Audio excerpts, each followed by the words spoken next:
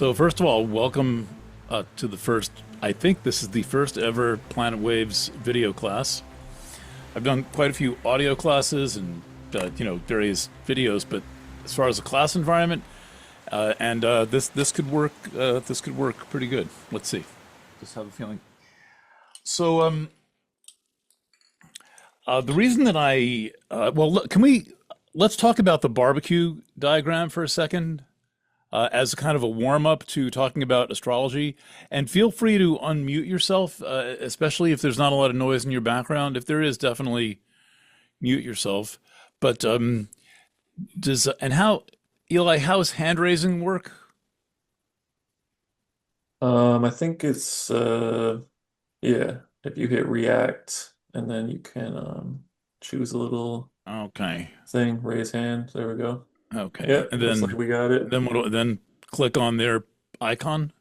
Yeah, you could hit ask to unmute, just to, drag out that little tile window with all the videos so you can get everyone in there. And Yep, then I've got that. Let's see. Ah, there you are. Okay, so my kind of philosophical warm up for this discussion is to first meditate on this barbecue diagram. Does anyone want to take a shot at what I'm doing with this barbecue diagram? Can we see this thing?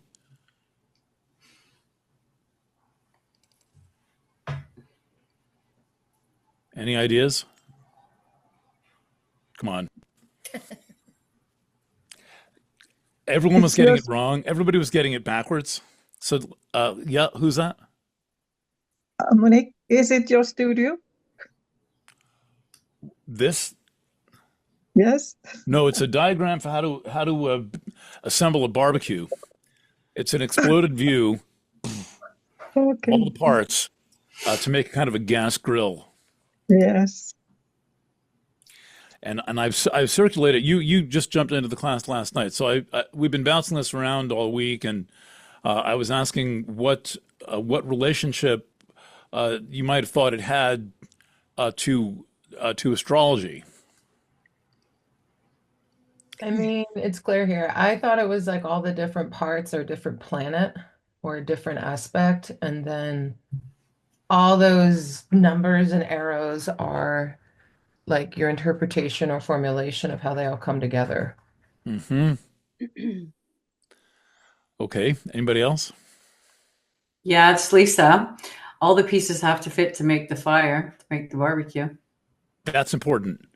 Notate that any one part missing could, well, maybe not any one part missing. There are probably critical and non-critical parts.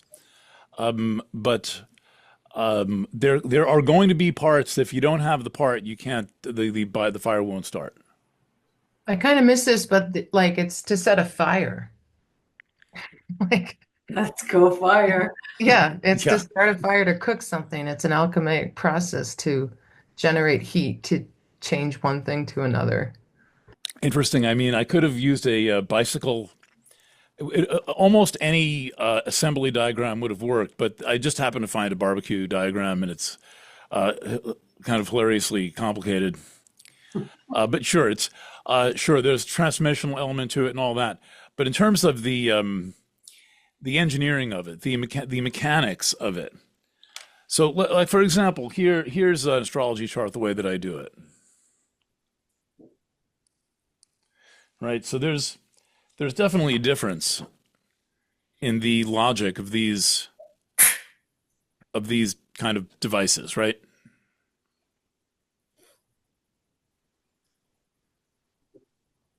Well, with the barbecue, you could follow the directions and assemble it as it's instructed, or you could probably find a million other ways to assemble it, the pieces together. And it wouldn't function the same, but you might get a new function from it. Okay, that's getting warm. But Mhm. it's really if I mean I would not want to get anything wrong with this with this thing, and also like if you let's say you start building it and then you think you're done, but you've got three parts left. This is more critical on like rebuilding an engine, where if you got one washer left over at the end, you have to take the entire engine apart and find where that washer goes, because you could turn the car over and just shreds the pistons or something like this, right? So we're starting to we're now in the realm that I am trying to get to. Any other ideas?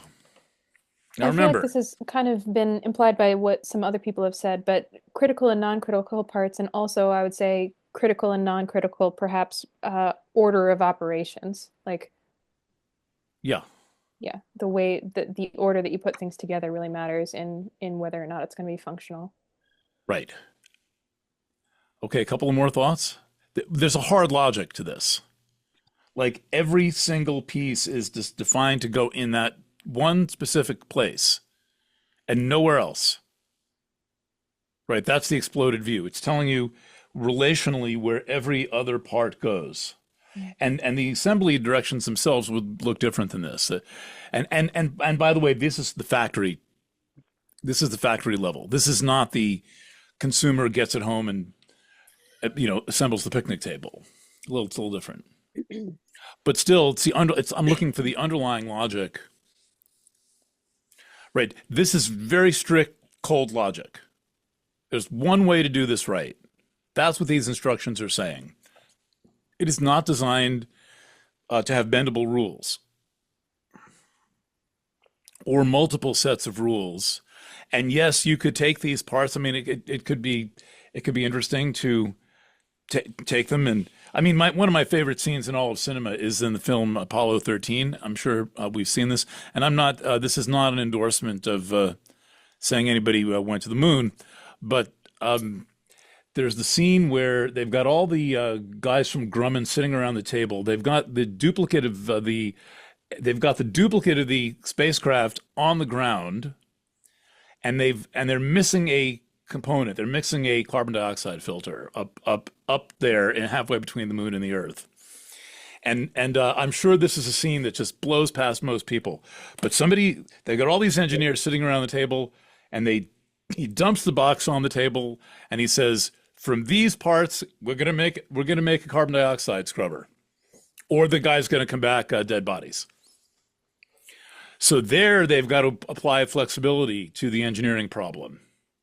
They've got to be creative. They got to do a lot of square pegs and round holes kind of a thing. But that's not usually the case. Like when we're talking about a thing like this, it's really, this is the one way that it goes together, and that's the way that it goes together, and every part has its name, every part has its place, and the end result is that it's a static object. It may change slowly over time with wear and tear, but basically it's just going to sit there and it's going to do the same thing. And if something goes wrong, you find out which part ain't working and you switch it or you clean it or something, and like you're done. So the joke of that exercise is that the barbecue has absolutely nothing to do with astrology. the logic, the flow, the design concept, the way that you approach the question, there's absolutely no relationship to how we would think astrologically to get a result. I mean, first of all, in astrology, everything is moving.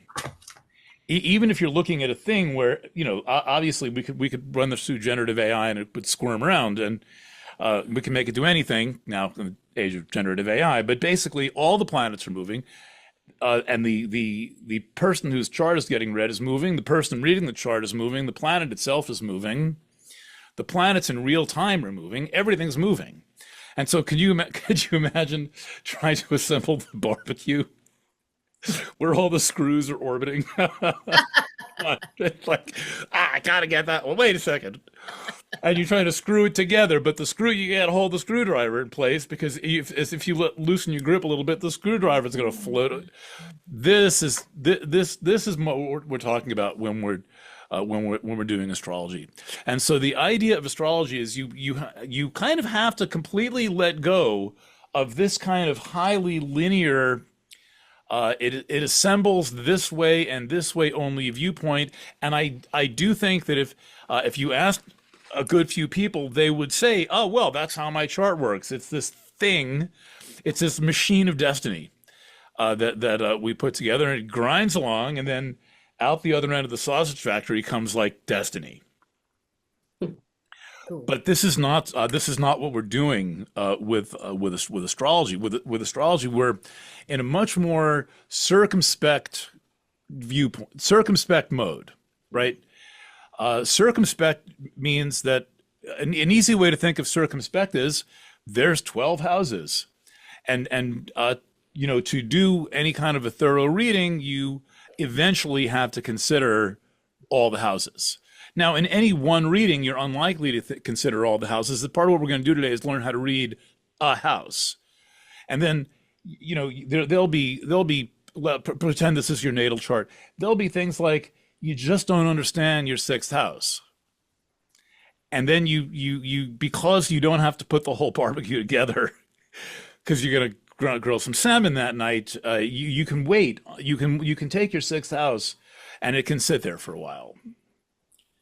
Years sometimes. You don't understand what's going on. In my sixth house, I've got a Ceres in the 30th degree of Sagittarius. Like, that could mean a few things. The other thing going on in a chart is that unlike I'm so used to having the double screens up. We'll get there next time. Unlike in a barbecue diagram, the barbecue itself. You couldn't really say, if you could stretch philosophically and say, well, this part all the way down here bears a relationship to this part over here, and this one over here, and this one over here, right? That's not really how it works with a barbecue, right? You could probably ask like a really smart 11-year-old to say, you could come up with a story that connects, these parts together. But it's bullshit because it's not going to help. It's not going to help you make dinner.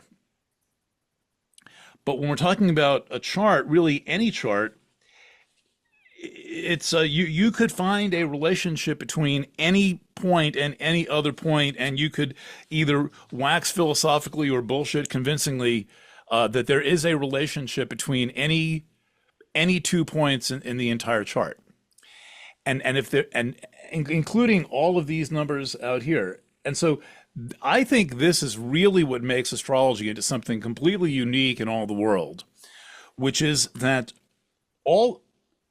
in theory, every part has a relationship to every other part. So you could pick things that don't seem like they're in any known aspect or have any special relationship, and you isolate that and you start to look closely, and you will begin to get material. You're going to come up with information. You're going to come up with ideas. And so one of the really beautiful things about astrology is this factor, and it's how, if you were to take, there are as many, maybe I should have two of me joining in. Is that possible, Eli? Hold on. I had an idea back in there somewhere. Okay, so I was talking about if you took every symbol in this chart, the 1, the 5, the Taurus, the 4, the 5, this is in equal houses, all of these numbers, all of these symbols, all of this, add this all up, you'd end up with about enough characters to fill a paragraph or two of the New York Times. Not very much. But you can take a chart like this, and you can go on and on almost endlessly about this chart. You can read this chart from 12, which is what I do for something like a horoscope column or the spring reading. Now the chart is oriented in Libra, and now just turn it, and now it's oriented for Scorpio. When it was oriented for Libra, Mars is in the 10th house, and then you turn the thing, and it's oriented for Scorpio, and suddenly Leo, where the heck did Leo go? Somewhere. Leo's in the 10th house. It's a whole different chart. It's a whole completely different chart. Right? Can you see that? If you start with Scorpio as your first house, where the heck is this? Scorpio is house 1, then Sag is on 2 and Capricorn is on 3, and if you turn it to Virgo rising, suddenly you've got a Virgo rising orientation. You've got Jupiter up here in the right on the 10th right there because it's Gemini, and you've got This is complicated. This is crazy. Doing this upside down. We getting the idea here that every time you turn this chart, you change all the relationships, all the significations change. And then before that happens, every point has a potential relationship to every other point. This is a really cool system of notation. I mean, it's completely amazing that there's a method of notation that accomplishes this, that is effectively holographic in nature, and that that is eminently flexible. It's so flexible that the most important thing to guard against as an astrologer is kind of forcing an interpretation on something which you could convince yourself of, and which you could potentially convince someone else of. And since astrologers don't, it's quite rare that they have a panel, and you go before the panel and you defend your interpretation of the chart, which I once got to do with the 9/11 chart. I was going to say 7/11 chart. With the 9/11 chart, everyone's favorite snack. I went before a panel of like they seemed old astrologers, and I explained my concept of the 9/11 chart, and they knew the rules of horary that I was supposed to be following, and they said, yeah, well, your interpretation checks out. That's quite rare, and we should do a lot more of that, of taking your view of any mundane chart, and it could work with well-established, famous dead celebrities also. We'll have two today. And test the theory. So one of the things I'm proposing as a starting point for astrology is that the knowledge gained from astrology is very different from this kind of knowledge. This is kind of one and done, and you've got to get it right, or the thing doesn't light up, and everyone's just, you got a bunch of raw hamburgers, and there's nothing to cook them on. But this has a single purpose: to get the thing together and start the grill. This can have any number of purposes, right? I mean, let's say you're born, and right at the time you're born, a car gets a parking ticket outside the hospital. I mean, that's happened before, and it's the exact same chart. I mean, just real coincidence that the minute you're born and the baby, you start crying, and then there's a parking ticket. Well, one chart is for a parking ticket, one part is for an entire human life, but it's going to be the same chart. So the context absolutely, totally matters. The context of reading astrology is one of the most important questions in all of astrology. Is what are we doing here? Why are we doing this? And so we've got this. Everything's a moving part in astrology. And so, including the philosophical motion of the thinking process, the learning, the logic, and I have charts hanging up on my wall here. A couple of them belong to you guys. That I'll just keep looking at that chart every day and saying, what is it about that planet? And then what I find is that's an approach, holding that open, saying, I don't really understand that. Hold it open, and you might hold it open for hours, for days, for weeks. At the beginning of the session, you might not understand it. By the end of the session, the person's told you things that drop the point into context, and suddenly you have a context for it. So another idea we're working with is that meaning means context. So you can make some astrological statement. You can say, Mars stationing direct. What's going on? It's at 165-degree angle, my new favorite aspect, to Pluto and Pallas Athene and all that. And somebody says, well, what's it mean?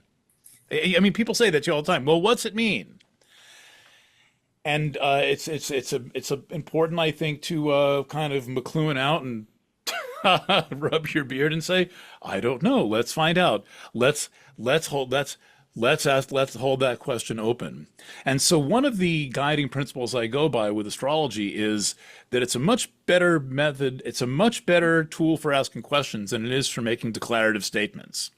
And plus, you're on much safer territory when you use the whole thing as a probe rather than as some kind of like a mechanistic device that says, oops, I've gotten so used to the split screen as some kind of a mechanistic device that says, unless you put the barbecue together this way, then you're going to be, calling Uber Eat, whatever, Grubhub, and you're not really going to be having a barbecue. But with a chart, you don't need to have the final, even assuming there is meekly such a thing as an answer to come from a chart. You don't need to have that to be getting use out of the chart. If not specifically actionable information, actionable questions. And a question is a form of information, a very powerful, vital form of information. I think that the right question is worth far, far more than the right answer, because the right question tends to multiply information. The right answer might not be the right answer. It might just be an answer. And typically what happens is people stop thinking when they think they know something. And so astrology will keep throwing you curves, and you'll keep noticing things, even in your own chart, which you've looked at for 5 or 10 or 20 years, and you're like, wow, I never noticed that. Well, I only took up the 165-degree aspect last year when I read this book by Al Morrison, worth reading. And I noticed that I have a 165-degree aspect in my chart between Venus and Pluto, and so does my father. Except we manifested differently. My father got married 8 times. I never got married, and I'm a photographer. So we manifested it differently, but you could see a similar underlying energy. But I thought, I really don't need to get married. I don't need to sign half the law library with one signature. But I think that's it's worth a whole article to make this comparison between my chart and my dad's chart. But again, the similar aspect, the signs are going to be different because it's Pluto. Different meaning, different context. But there's still some underlying order in that. There's still some, think Pluto, Venus. Like that's you get a combination. Morrison, by the way, had a Venus-Pluto conjunction. So anyway, we're in totally different mind space, and I think that back to the nope. Here's what we want. I want like AI to help me here. That the logic of the world is more based on this. And I have a hunch that people approach astrology thinking that it's kind of like this. Oh, this is how it all fits together. And then we get one answer in the form of dinner. Now, I think somewhat humorously, HD, human design, has more of the let's assemble the barbecue right mentality. And I think, God, these people, they sure are prescriptive. And the problem with my critique of HD is that it still keeps yielding good information. So I have not been tempted to master it, but I'm always interested in the viewpoint of people who know HD. But HD is so much more like, nope, you've got that crossed, you've got that thing, you've got that in that degree, that's what that means, that's what that says. Maybe I'm wrong, but all the HD people I know say, if you're a manifesting generator, you say uh-huh a lot. And so you see them sitting there in the videos all saying uh-huh, uh-huh. And I'm like, stop. That's not how it's supposed to work. Or even funnier, you'll get a chart for like the boat crashing into the bridge and wherever it was, Baltimore. And someone will say, wow, what an accurate chart. They must have done electional astrology and crashed the boat into the bridge exactly at that time. It's like, that's not what we're doing here. We're divining. Now, it's not that they planned it that way. No one's using electional astrology except for me and maybe a couple of you. So they're not planning this stuff. When we get to the 9/11 chart and we start to kind of splunk around that chart, we're going to see some things that sure look like it was pretty darn planned for that moment. But when you think about it logistically, that's a ridiculous concept. Too many moving parts, and nobody fucking cares about astrology except for us. So, having said all this, one of the first things you want to do with astrology is think about how you want to approach the chart. Now, one of the problems we have with astrology is that since we've kind of all been alive, psychological astrology has been the thing. Dane Rudhyar starts this all off in the 1960s. So he's pretty much, and I track back through this with Melanie Reinhardt, we went back through the history of this and we're like, well, because she's clearly a psychological astrologer. Liz Green, that whole school, psychological astrology. We think that's all there is. That's part of the problem with astrology right now, is we think all there is psychological astrology, where you're studying people's motives and you're looking at how they think and how they feel and all that. And you can get some of that with astrology, but it's more interesting to get it from the person. But I think that, of course, I'm a news-oriented astrologer, but I don't skimp on the natal astrology. But I think that being able to work with a mundane chart is a very important skill in the reading of all astrology. And before there's mundane astrology, there's horary astrology, which is, for example, casting a chart at the moment you understand the nature of a question. And when you cast for could be an interesting discussion, but essentially it can be like the mailman knocks on the door and you open up the client's letter and then you cast a chart for that, or you cast a chart for a phone call that you got.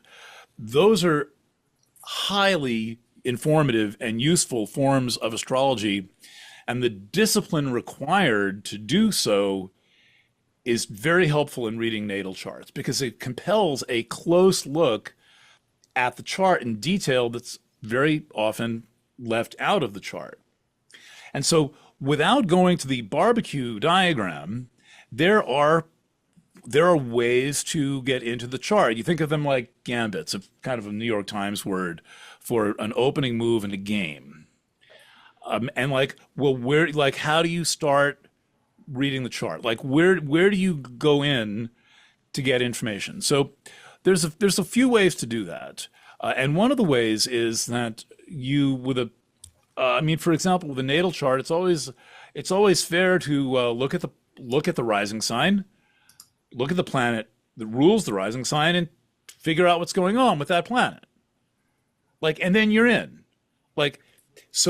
And that includes the house that planet's in. It includes the aspects that it's making, and then suddenly you have a way into the kind of matrix where now you're much more inside the chart than looking at it from the outside, and you're feeling out all these different all these different concepts in the chart. So why don't we do this let's do a little bit of this with the 9/11 chart, and I hope some of you have had a chance to take a look at it. And one of the reasons I picked the 9/11 chart is because now, after 24 years, we pretty much know what didn't happen. We pretty much know that you can't knock a 105-story skyscraper down by poking an airplane into it way, way, way up at the top, because buildings are held up from the bottom. So why did the bottom fall down if the top was broken? And we know Building 7, we know that no airplane hit that at all. So, and it fell down. So we know that there's now, a quarter of a century on, it's fair to say that there's a problem with the official story. It's not like trying to claim viruses don't exist in 2021. Get smacked around for that. We're way, way into this, and I've personally interviewed people who understand the engineering to the point where I understand the engineering. So now we know we're working with a chart for probable fraud. But how would we have seen that at the time? So the first thing you see with this chart is that there's a planet rising. And this hints that starting with the ascendant is a pretty good place to start reading any chart. It's just a way into the chart. You're eventually going to go everywhere. Sooner or later, you're going to go everywhere. But the ascendant is a good place to start, and we see that Mercury is rising in this chart. And not only is Mercury rising, you can see that it's rising to 7 arc minutes. 7 arc minutes. That's like about an eighth of a degree or something like that. That is crazy. And you could surmise certain things from that. But let's not surmise anything yet. And here's a good place to bring in the difference between an astrological fact and an astrological interpretation. It's an astrological fact to say that Mercury is rising, right? Mercury is rising. You can't do nothing about it. It's not only that, it's rising to only about 7 minutes of arc, but it's an interpretation to say Mercury is rising. This is a message. You following me here on the difference between the two? It's the therefore that makes it the interpretation. So there's no getting around the fact, I mean, anything in this hemisphere is rising. But when I say it's rising, I'm talking about in the degree of the ascendant. Now, just plain on its face, that's kind of like the barbecue part that just tells you about the whole barbecue. You almost don't need to go any further. But let's go a little bit further. So you check the ruling planet of the ascendant, and you wind up with Libra's ruled by Venus. This is why the ruleships are so important. And we've got Venus in Leo, nice and happy, represents whatever. That Venus and Leo don't look like a terrorist attack. Venus and Leo, and if you go to the Sabian symbol, it's a houseboat party. So what's going on?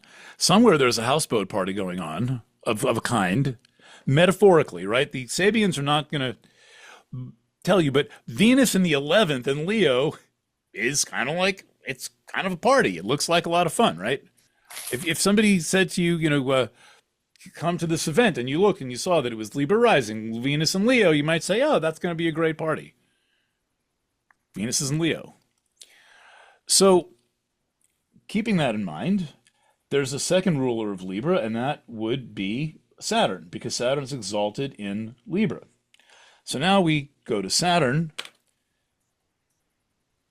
and you don't have to understand what something is. If you just sit there, if you've got a chart you don't understand, including a natal chart of a person, and you just go through this process where you're like, oh, that's the ascendant, that's the ruler, okay, there's a second ruler, that's Saturn, oh, Saturn's there, oh, that's nice, don't worry about what it means. What it means will start to come to you when you're ready. You will be told what you need to know. So in this case, wow, that's interesting. Saturn's there, and you might catch structure, Gemini, twin structures. Wow, twin tower, the 9th house, the house associated with the world. Oh, world twin tower. It can be hilarious. Astrology can be brutally, hilariously literal sometimes. You kind of wish it was all the time, but there are times when it's just hysterical. And that includes the Sabian symbol in the Sabian. No, there's an asteroid there. Sorry, not the Sabian symbol. There's an asteroid here, right conjunct Mercury, called Sauer, Sauer, and we'll come to that. There's a whole astrological joke in this asteroid. So now we're hop, skipping, and jumping through the rulerships, and there are some modern astrologers who this just pisses off. They're going to do it new. They're going to issue the corrected tarot deck. They're going to fix all the little things they think are wrong in the Kabbalah, sure. And I say the classical astrology level is a good place to start. Just start there. What are you going to do? What's going to happen? So you go from Venus to Libra, rather Libra to Venus, Libra to Saturn, Saturn, twin things in Gemini, to Pluto. Ooh, that's interesting. The unstoppable force. And now we're starting to tell a story. It just kind of pops out. This opposition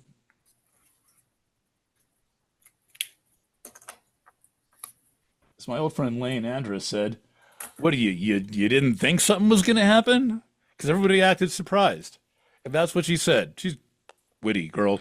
What were you expecting? Pluto opposite Saturn. So Another thing you're looking for is, especially in mundane, is what about, no, especially in all forms of astrology, what about this chart says anything about the thing that we're talking about? And so initially, and we're going to do this with, we're going to start with Robert Heinlein, and we're doing it now, there's a matching game. There's a matching game. And you don't need to go deep to do this. This is, I think, a tremendous misunderstanding in astrology, thinking that that you're immediately driving toward a conclusion rather than just kind of fitting. It's kind of like wiggling the chart and seeing, like, does the shoe fit at all? What's going on here? And sometimes you have to hang out with it for a while to see all the interesting ways that it fits. And by the way, I forgot to say, it helps to have a question. I began with this a week or two ago, saying astrology is divination. Divination calls for a question. Astrology is much, much easier to do for yourself, for someone else, or for some mundane situation. When you have a question you're trying to answer, you know what you're looking for. You know what you know which acorns you're gathering. Even though you're holding the question open, the question will guide your pursuit of information, and there's an inherent bias in that, and then you work with that bias. Okay, so far we've got a chart that looks pretty useful. We've got a thing with wings. First of all, the whole thing's about a thing with wings hitting something. We've got Mercury. Mercury's got wings. So, well, that's interesting, right? I mean, just, I know that as astrologers we've seen this kind of thing before, but isn't that wild? That for the moment, a thing like the most famous plane crash in history, flying thing hitting some other thing, the frickin' chart has Mercury rising. Mercury being distinguished by his ability to fly. What happened? Mercury being distinguished by his ability to fly. So we've got, this is in horary, this is called a test of radicality. You're just making sure that the chart actually fits into the scenario that you're describing. Now there's, if you go look through the medieval books and all, those people, the millennial fundamentalist astrologers, they may give you a test of radicality that involves looking at the planetary hour and following the rule of the planetary hour, matching that. I take a little bit simpler approach to the test of radicality is, does this chart seem like a picture of what it is? And yeah, let's not go too far down the horary path, but that's really the question, I think, of any chart. Is this seem like what it purports to be?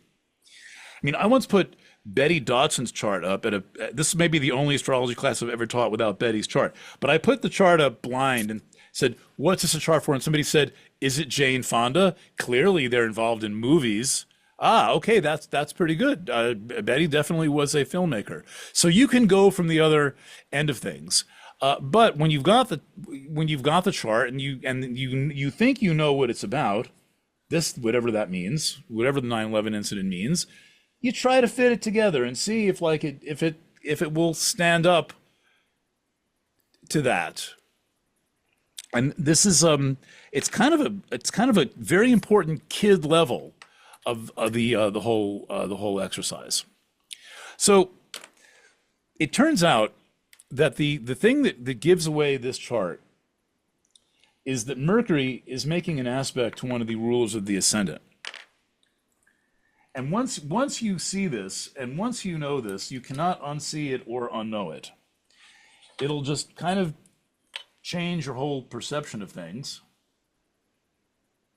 So we've got, and you're marking on the chart, tell you where you've been, right? This is why it's so important to mark the chart. You're leaving a record of where you've been with the chart. And you can start with a new chart, but you still got, each read, you've got a set of things. And when I put the mark in, that's like, I noticed that. Oh, I noticed that. I noticed that. So let's go to this concept. We've got Mercury rising here on the pin to the degree. We've got Saturn connected to Libra. The exaltations are very important in any form of astrology. They give you a whole second set of rulerships that you can work with. Then you can get into Alice Bailey and really drive yourself crazy with two more sets of rulerships. But let's just stick to exaltation. Well, we notice here that Saturn is at 14 and change, 14 degrees, 45 minutes, and we've got the rising signs at 1422, and that's at 1417. God damn, that's close. How did that happen? Like, you're not doing astrology until you can stare at the chart and say, that's fucking impossible. There's no way this can be here. But here we are. Now, Mercury presumably represents the secret enemy. Now, you don't have to memorize all these rules. Just follow the logic through, and then you can map it out again. 12th house represents the secret enemy. Secret enemy. Let's put the word secret there. 7th, incidentally, indicates the open enemy. And notice they are mirroring one another. They're both above the horizon. This is my mirror houses theory. So we've got, this happens to be the open enemy's house. This happens to be the secret enemy's house. Clearly, the question of the 9/11 incident is, who done it? We know what happened, more or less. The buildings aren't there anymore. And we were told something, and we were told someone done it. Who done it? So in the who done it, we find out that Mercury rules the 12th house. We're going to come back to Gemini in a quick second.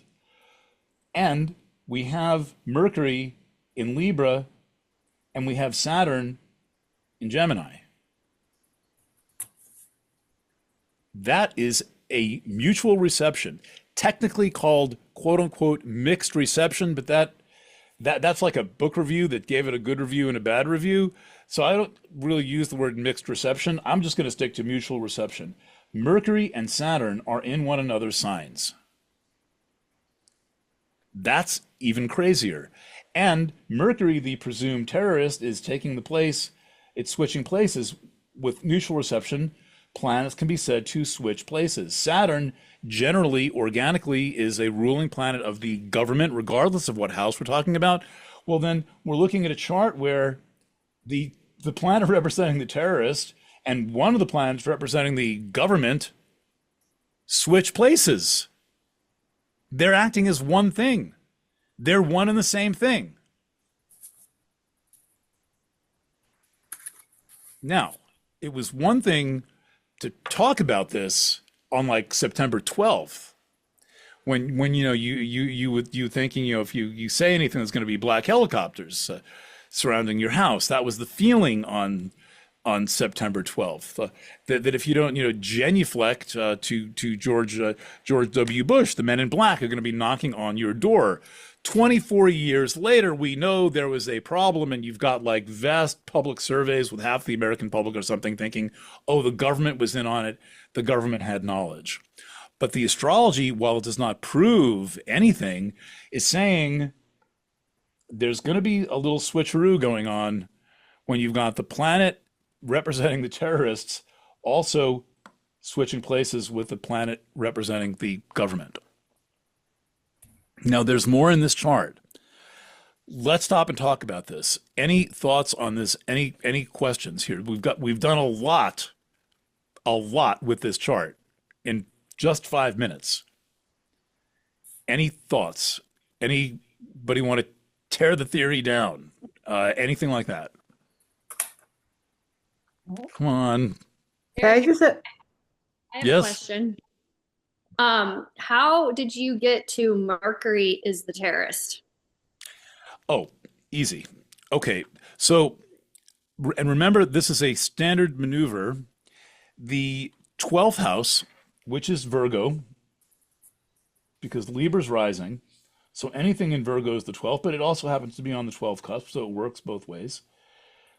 The one of the topical delineations of the 12th is the secret enemy. Therefore, planetary ruler of the 12th, which is Virgo, leading to Mercury, gives you a kind of identikit sketch of the terrorist as Mercury or the conspirators. Did you follow that? I did not because my internet went out. What happened? Uh-oh. Hmm. Okay, I think maybe her connection's a little shaky. So Okay, yeah, even she's though- having internet issues. I'm- Okay, so she'll be back in a minute.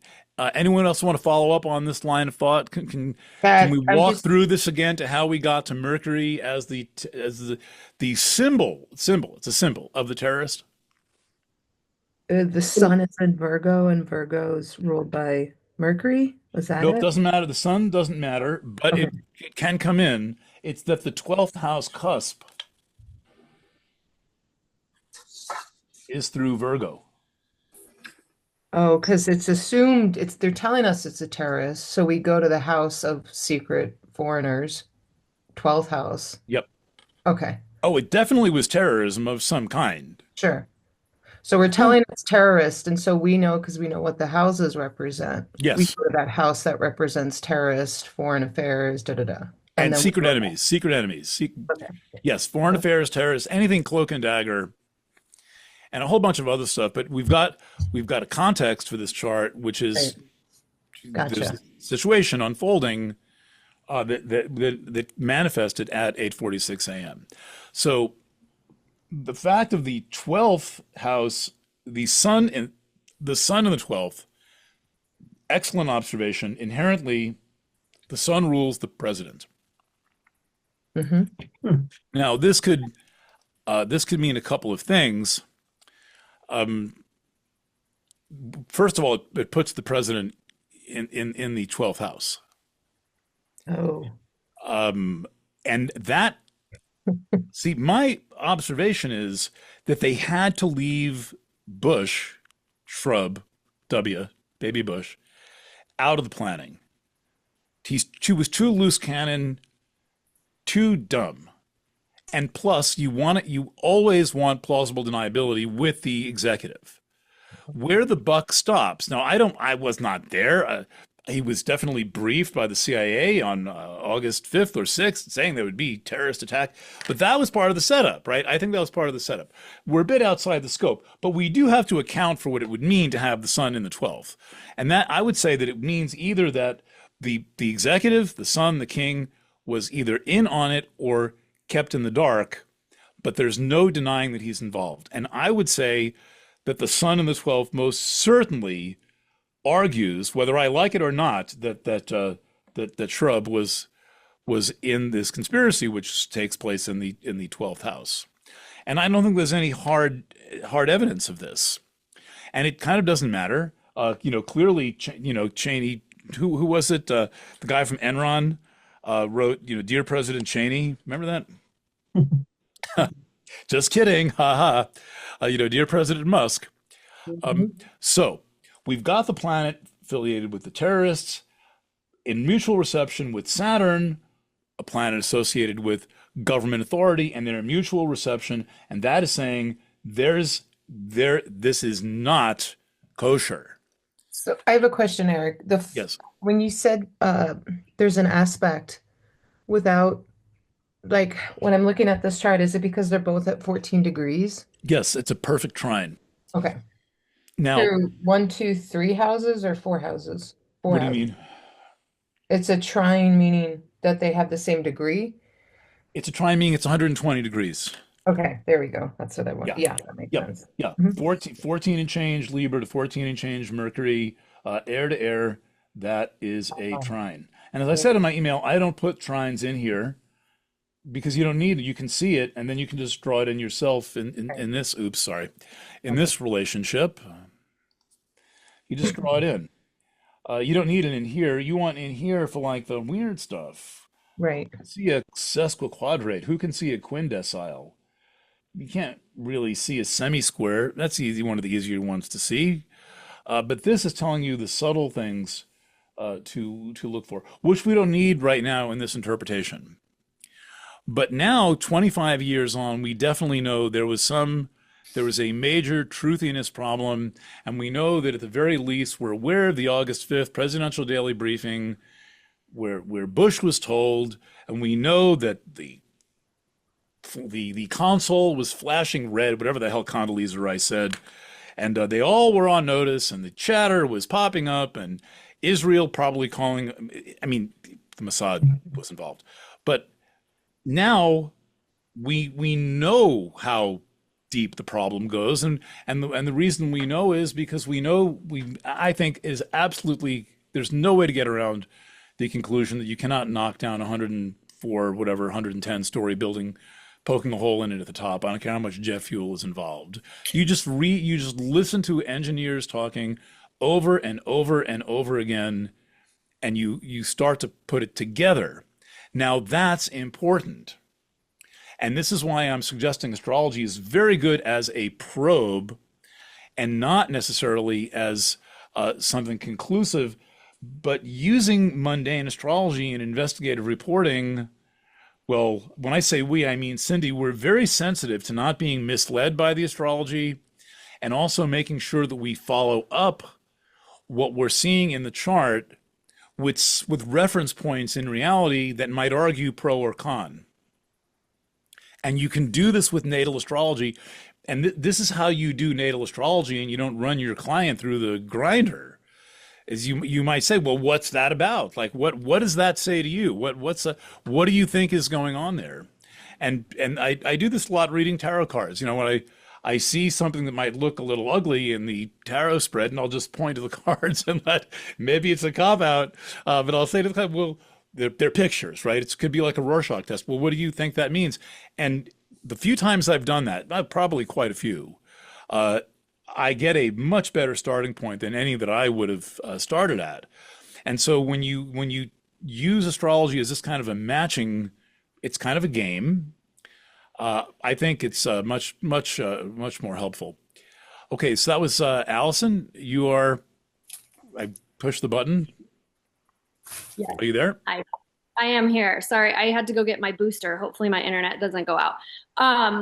Okay, a couple things. First of all, is when you said you have to say the timing and placement is fucking impossible, and that gives you like that aha moment. I really appreciated that. And then when you're mapping out your colors with your ruler? No logic. Okay, I was No. wondering like, okay, the first one you did is green, the second one you do is blue, and it like you create a map, but that's okay. Yeah, I'm not holding fast to any rules. That's where it's all coming from. I have several of these, but that's what it looks like. Okay. It's crayon box. It's the best thing about astrology is the crayon box. I didn't know if that would be useful to be like, oh, the first thing I saw was this, which led me to that, which led me to this. But and then lastly, on this chart, when I look at it, and I don't know much, but Uranus is opposite Venus, and I'm wondering if that has something to do with it. Yeah, brilliant. So, yes, especially since Venus is applying to Uranus. So Venus is the quicker moving point, right? Obviously, it orbits in a year or less.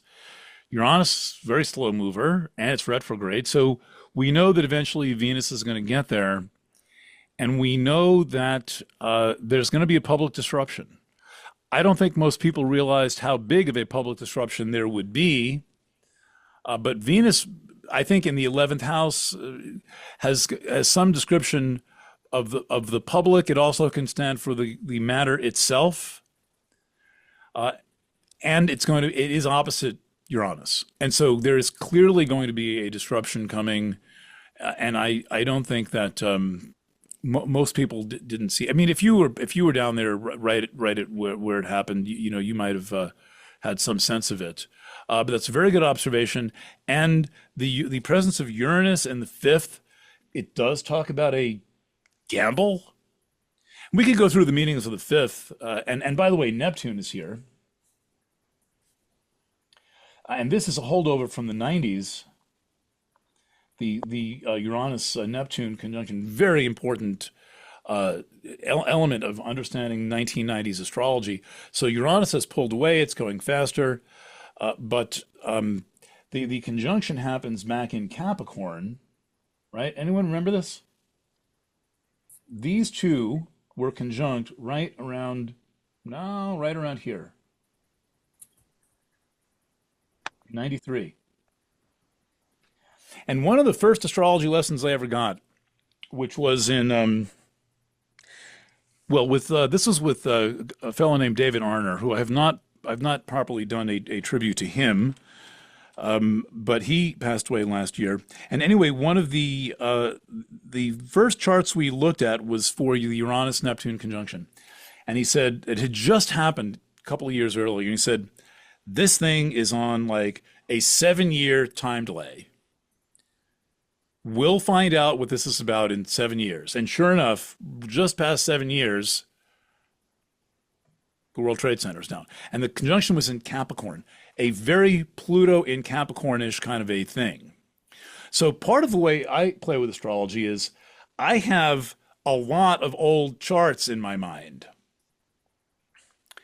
And there's a kind of accumulation of context that is, I think, is one of the most fun things about astrology, is that you're kind of in this limited sphere, you're kind of collecting history and seeing context. A classic example, just 2 years before this happened, on August 11th, 1999. Anyone recognize that day, 8/11/99? Massive total solar eclipse. The one that crossed Europe, when the Grand Cross total solar eclipse. It was a total solar eclipse in Leo with Mars, Uranus, and Saturn in the picture. Was right exactly in this degree. Put a little eclipse symbol in there. How about that? And so this is how you can see that an eclipse from 2 years ago is still active. That Venus in Leo is like, yeah, that doesn't look very terroristic. That doesn't look like a bad thing happening. Oh, except when you remember that was a massive. I recently wrote a new article about this because it was when the Cassini space probe flew past the world. This must have been maybe on the 25th anniversary of the. So the short story is that there was this total solar eclipse on August 11th, right 99, right in that degree. And that was the degree, the eclipse was on the day that a space probe flew past the Earth to kind of skid across the atmosphere in a gravity assist boost with 72 pounds of plutonium. And previously there was a Nostradamus quatrain that the great king of terror will come from the sky in August of 1999. So this is the great king of terror coming from the sky, solar eclipse from 1999. Now it happened that I have this elaborate notebook called Planet Waves and had covered this copiously starting in 1998. Now, I realized that very few of us are going to have this much time to do astrology, but on a lot of things, there's just basically an astrology notebook waiting for you in the Planet Waves archives. And this eclipse was enormous in terms of its the concern about it from astrologers. And then we find out that Nostradamus had a prediction. It's the Nostradamus prediction and the eclipse are getting in the papers at the same time. And like 2 pages later, they're mentioning that 72 pounds of plutonium, if we're to believe that 1 microgram can cause lung cancer, that's like enough plutonium to give like 50 billion people cancer. And had it burned up in the environment, it would have been distributed throughout the entire planet. That's what happened on this day when frightening things come from the sky. So, okay, let's keep going with your thoughts on this. Now, I realize not everyone is you're not going to necessarily follow all of this, but you will when you rewatch it. And I'm not making any leaps of logic here that it cannot be followed with basic classical astrology. I'm not stretching rules. I'm not stretching the orbs. And in fact, the mutual reception rule, there's a couple of versions of it, but the mutual reception rule, I believe the oldest version says that the planets switching signs must be in the same degree. Well, that doesn't happen very often, but it sure as hell happened in this event, right? When you see this. And if you're not really marveling at this, just keep the chart up and realize the ascendant is moving 1 degree every 4 minutes. 4 minutes. That's crazy. I mean, this is really like dropping a roulette ball, onto the roof of a moving train and hitting the roulette wheel, and then it lands right on your number. I mean, this should not happen, but it did. And it does not prove electional astrology, because as far as I can tell, the plans were so complicated to get to pull this operation off. There's no way they could have timed it down to the minute. They might have gotten it down to 20 minutes or half an hour or something, 10, but not like splat on like that. Okay, let's do a couple of more thoughts. Maybe we can recap some of the principles we've learned in here. So we've got rulership, a planet that, what I say, comes out of a house, represents, quote unquote, rules, represents that house. That we're looking at degrees. We're just generally sniffing the chart to see if it sort of fits what we're hearing about, what we're talking about. We're looking for past context. I mean, I had just written about this great King of Terror eclipse 2 years ago, 3 years ago. It was kind of the first big Planet Wave story when Planet Waves became Planet Waves, when it switched from being Star Navigator, was covering this, and I've got much coverage of this. So if someone emails me, I'll pull that together and send it back around. But what we have is a chart that I think it's fair to conclude that there's some collusion going on between the so-called terrorists and the so-called government. And we don't just see it one way. We see it several ways. We see it in the mutual reception. We see it in this tricky Mercury rising. We see it with the sun representing the king in the 12th house, in with the conspiracy. We see it a lot of different ways. Vesta, though it's a little bit out of orb, Vesta can often represent a sacrifice. We've seen this turn up in a lot of mass shooting charts, as if they're all some kind of a human sacrifice. And there is absolutely no doubt that those people killed in the World Trade Center were killed in where it was human sacrifice. They all would have gotten out had that building not been demolished. And then they've got 200 fire guys up in there. Going to kill them too? Completely horrifying. When you and if you're having any trouble understanding the details of 9/11, I've interviewed several engineers from AE 9/11 Truth who just break it down point by point. So I think that astrology calls for going extrinsic to astrology and doing the story. And doing the story might mean if your chart is saying something about your ancestral heritage, you might say, okay, enough astrology for now. I'm finally going to spit in the jar and send it out for my DNA sampling. And you might want to use a Costco bullshit credit card and give yourself a different name.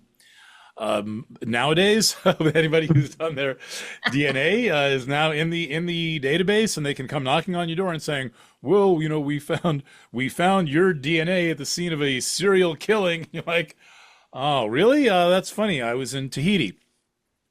So anyway, what else? Any other takeaways from this? Just method takeaways. We're talking about going extrinsic, doing the story, right? Chart. Yes, go ahead. I can't raise my hand, so I'm just going to jump in. I wanted to just talk a little bit about the Jupiter on the midheaven. Yep. In Cancer, and maybe just representing how much the event would impact everybody globally, or like in a really deep, insidious kind of way, being in Cancer. in the water sign. And I was wondering what you might make of the moon being void of course, rising as well, or culminating. Let's take those one at a time. So let's go with moon void, of course. So let's Libra rising, 10th house is going to be Cancer. No discussion. It works in Koch houses and it works in whole sign houses. So right away we know we've got the official government here, right? Well, talk about a boon. 9/11 was the big. So Jupiter in Cancer is going to be good for somebody, right? Somebody's winning the lottery with Jupiter in Cancer. And it turns out that the government lurking a little bit, lurking a little bit behind the 10th house cusp. It's kind of just borrowing the cusp for a second. It's lurking a little bit kind of back there. Okay. But there was a massive cash in on this. The money started being loaded onto train cars.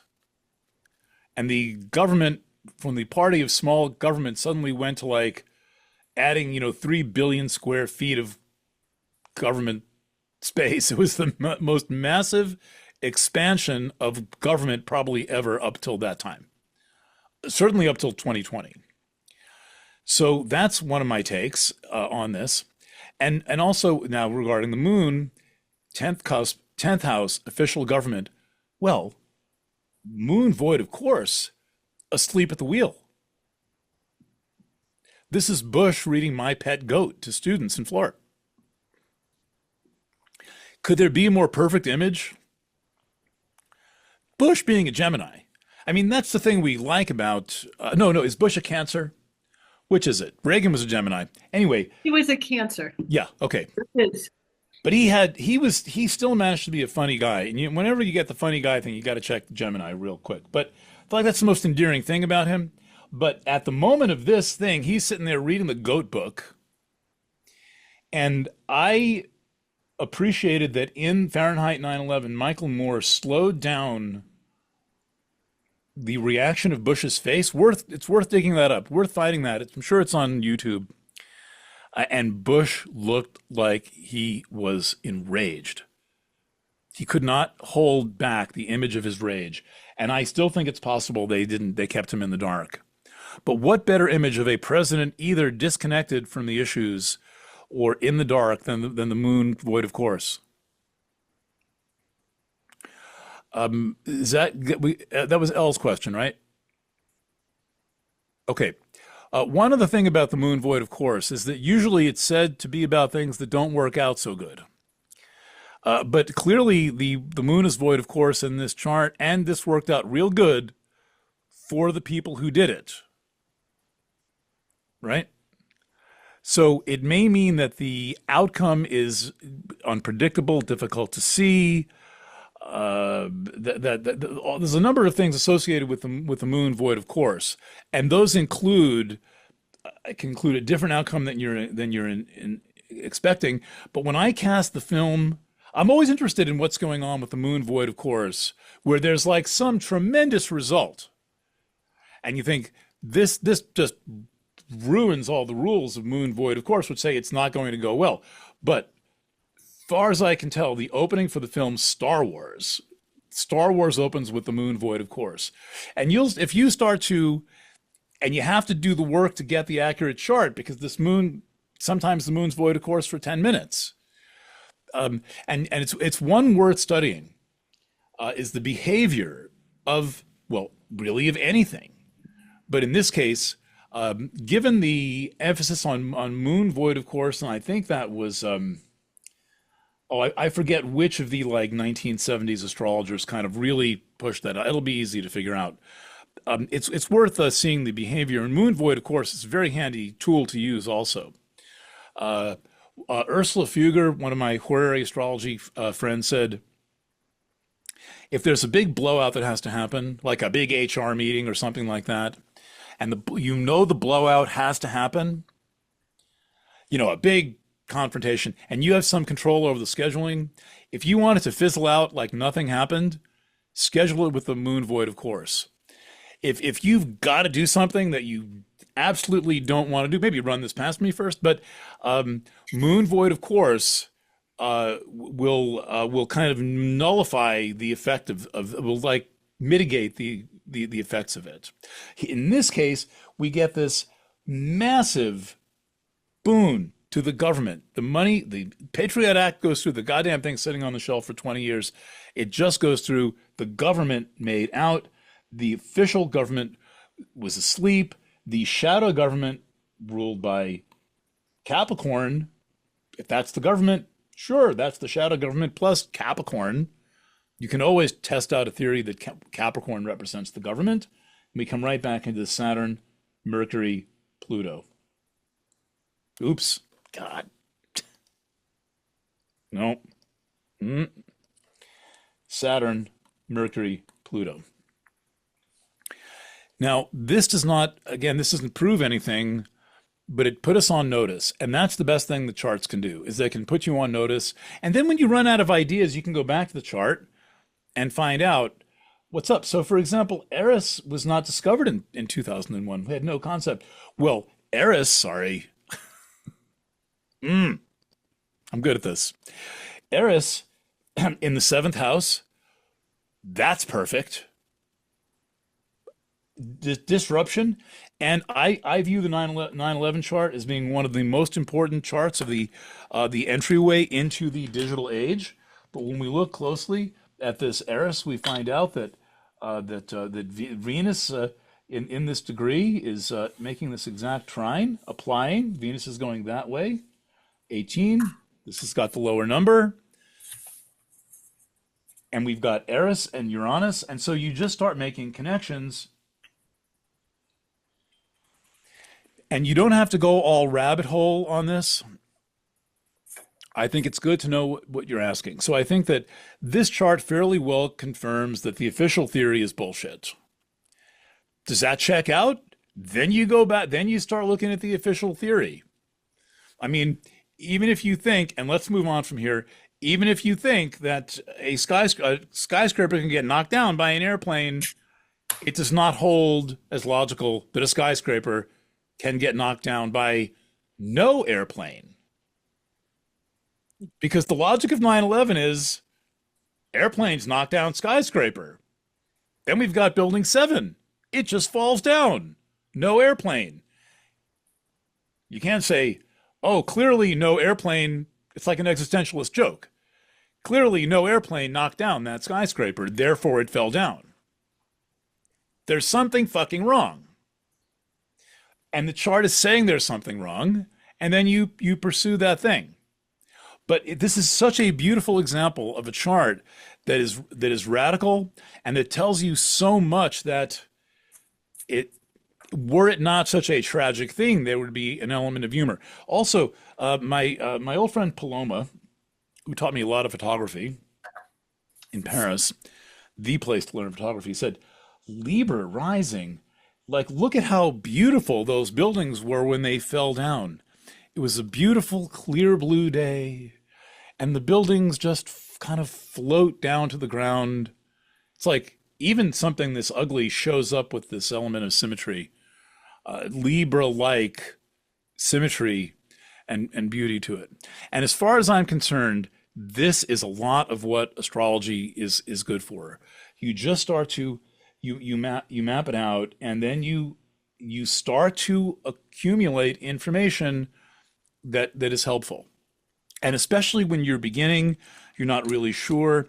And even in the most sensitive situations with a client, staying on this level and not getting into too deep of water, which will happen eventually, but just staying on the level of like, isn't this interesting?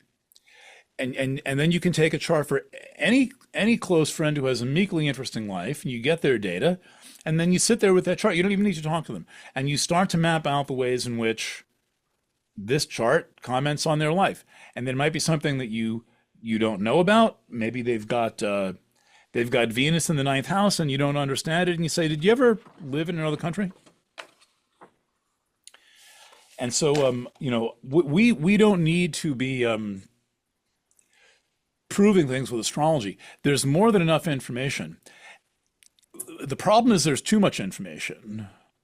And when there's too much information, you need a guiding principle. And I think astrology makes a nice kind of random, right? It's chaos theory. What the fuck else is running behind astrology is chaos theory, is pattern recognition. And this, just to use words that I would keep, every time that happens, I just, a little bit off the button, is this is pattern recognition. All I'm doing here is looking at patterns. And in the absolutely, utterly, obscenely chaotic digital age, we need to see patterns. The people who are intelligent see patterns. The people who are seem pretty stupid don't see patterns. The people who are conspiracy theorists push patterns onto things that they're not necessarily even seeing. So you need to be sensitive to when you're pushing an interpretation onto something rather than testing a theory about something. Are we good on that distinction? I think you want to do a lot of testing theories. Can you say that again? Yeah, there's a huge difference between pushing an interpretation on something, because you can justify anything using astrology. You just put in more planets. If you're missing some planets, you add something. And contrasted with, you've got this chart, you've got this thing, you've got Mercury and Saturn in mutual reception. You say, well, what's going on there? What's that about? This is interesting. In theory, the terrorist should have nothing to do with the government. Why is that there? And you're sensitive, and you write that on your whiteboard. You make that as you make that a question. And I think that even, I'm in this unusual position of interpreting news charts, sometimes not usually lately so much, but sometimes on very quick turnaround. And I find that it's perfectly viable from a journalistic standpoint and astrology standpoint to just put some good questions out there. And to say, what do you think this means? I am very fond of the astrological opinions of people who don't think they know anything, which is one of the themes of this class. And someone just writes in and says, well, have you thought of it this way? It's like, damn, that's a really good way to look at this. And so you got to hang loose. It's not the barbecue. You have to move a little bit, and all of this is moving. It's all in motion. Okay, so can we look at Robert A. Heinlein? Does anybody know who Robert A. Heinlein is? Anybody look him up? Wiki. What's that? I looked him up on Wiki. So what did you learn? He was a great sci-fi writer of his time. Yes. Did he write Stranger in a Strange Land? Correct. Okay. So the English language got a word out of that book. The word is grok. Grok. Which somebody's using for a frickin' AI company, along with Palantir, ripped off from J.R.R. Tolkien from The Lord of the Rings. So these guys are going full sci-fi. But the word grok enters the language in, I think, in 1960 or 61 in the book Stranger in a Strange Land. And Heinlein probably wrote like probably 30 books. It's incredible that, and he was sick quite a bit. He is credited with inventing the waterbed. I don't think he's got a patent on the waterbed, but because he spent so much time in hospital beds, he invents a waterbed. Lives to about age 80. Let's take a look at this chart. Oops. Okay. So you don't even, you could look at this chart without your reading glasses on, and it would be a pretty cool chart, right? Even if you couldn't see any of those planets or any of those numbers or any of those signs. Any theory about that? His life was very focused. Yes, We good had a one. lot of heavy hitters in one area of the chart. Yes, and generally a concentration. In fact, really three major concentrations, but almost, the basically most of the solar system is up here. And this is all in the sign Cancer. So Yeah, I would think. this all becomes the ninth house. Regardless, this isn't the eighth. And this is going to be a little eighty, but with Scorpio rising, you've got a water to water trine, and so it's saying count this as house 9 in the first reading. He's here to teach us a lot and bring things from like, he's here to teach us something like literally from another galaxy, a previous time, and it probably didn't make a lot of sense at the time, and then now more and more it's unfolding. Well, yeah, yes, I definitely think he was a teacher. In all the good sci-fi writers have that, but certainly he qualifies. Plus, the ninth is the house of publishing. He published a hell of a lot of books. Not all writers have a good chart for publishing. He happened to. Because that's the ninth house, and also the ninth is the house of anything far away. So it's right away. It's a cool chart.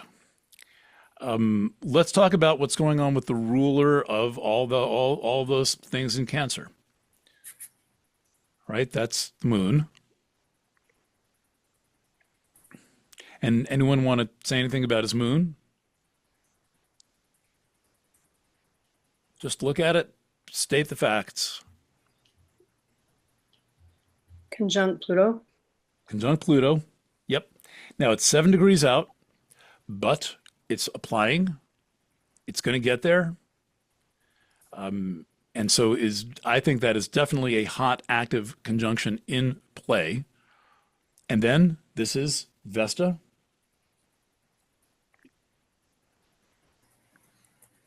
Eric, can you discuss a little bit the difference between applying and aspecting? Well, aspecting is any aspect, but an applying aspect would be like, let's pretend that the moon was here at 12 degrees. You could then say the moon is applying to Vesta because it's going to make the conjunction after the time the chart is cast for.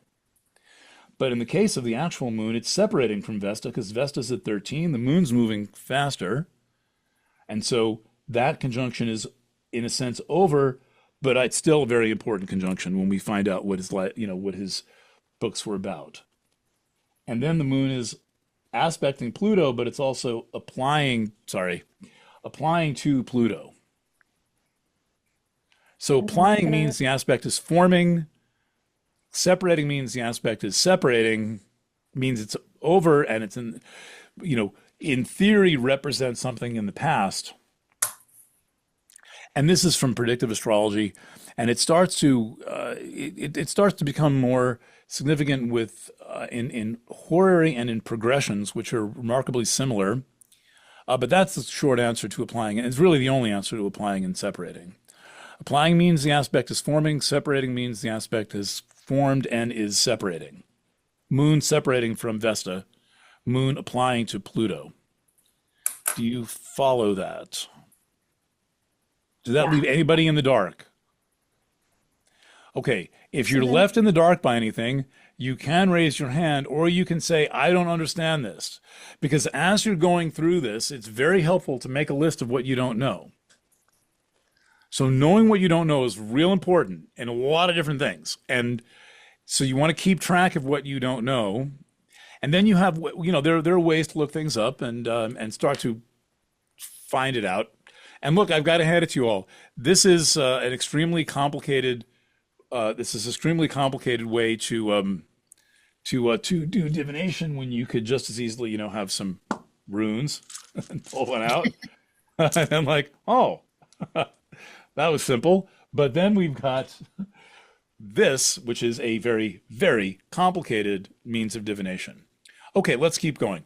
So the Moon Vesta Pluto thing is eighth house, right? Because first of all, there's the eighth cusp, and we're 8 signs. We're 8 signs from Scorpio. So therefore, Gemini is the 8th. And now we're into a whole other level of the themes of Heinlein. Basically, and it's kind of funny to have all these planets in one place, but he basically, Stranger in a Strange Land starts the polyamory movement in the United States. The concept of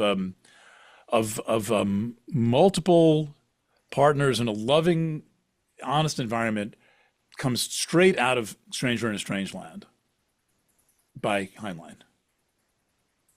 And it's because this guy from Mars has the whole different set of capacities and values and perspectives on existence, and then love happens around him, and it's happening under a whole different paradigm.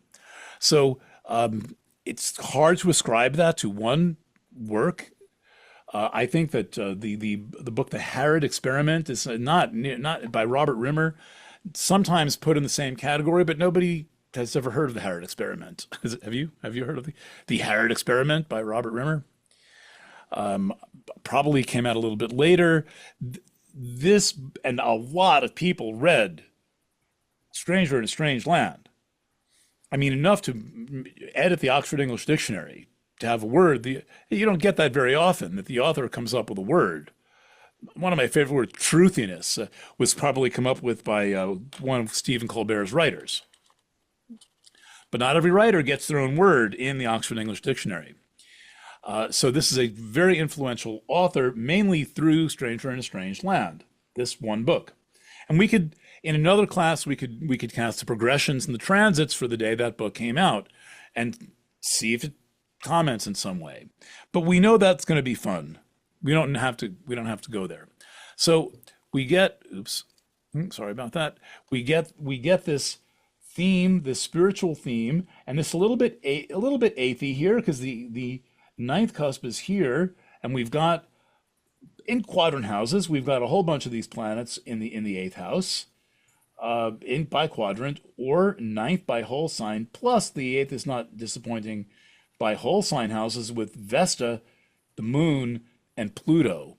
This is some deep reorientation of values and ethics around sexuality. And that's largely what happened with Stranger in a Strange Land. Also, there's going to be a lot of young or youngish women around wherever Vesta is. You're going to have young women involved. Now, my aunt had a correspondence with Heinlein for years. Apparently, he was pretty monogamous, but she could send him nude photos of herself, and that was kosher in the Robert Heinlein marriage. But in the books, there are these, like in Stranger in a Strange Land, like the women really carry the plot in interesting ways, including the nurse who smuggles the man from Mars out of the hospital and risks her life and her career to smuggle Valentine Michael Smith out of the hospital. The team of secretaries that this old character has in the book, where he's got like these, exquisitely beautiful, brilliant, high IQ, sensitive secretaries. That's very Vesta conjunct the moon. But we still don't have him as a writer yet, right? You could have all this, and you wouldn't. You might be a world traveler, bold adventurer, right? Because the ninth is all about going places and ideas and communications and commerce, international commerce, and great libraries. You might think, oh, this is the chart for the library director of archive.org.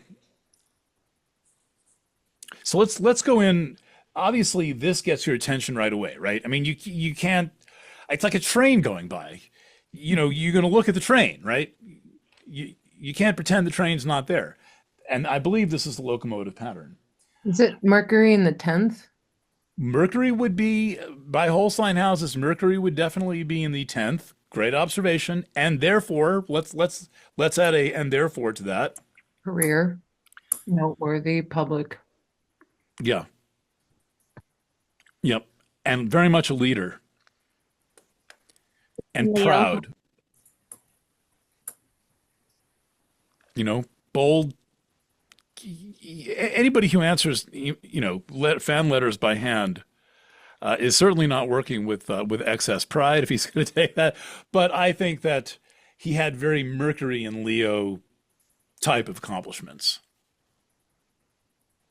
Anybody? Johanna, you unmuted yourself. That was a while back.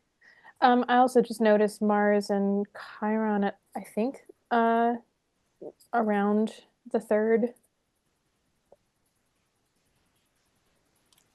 Uranus here?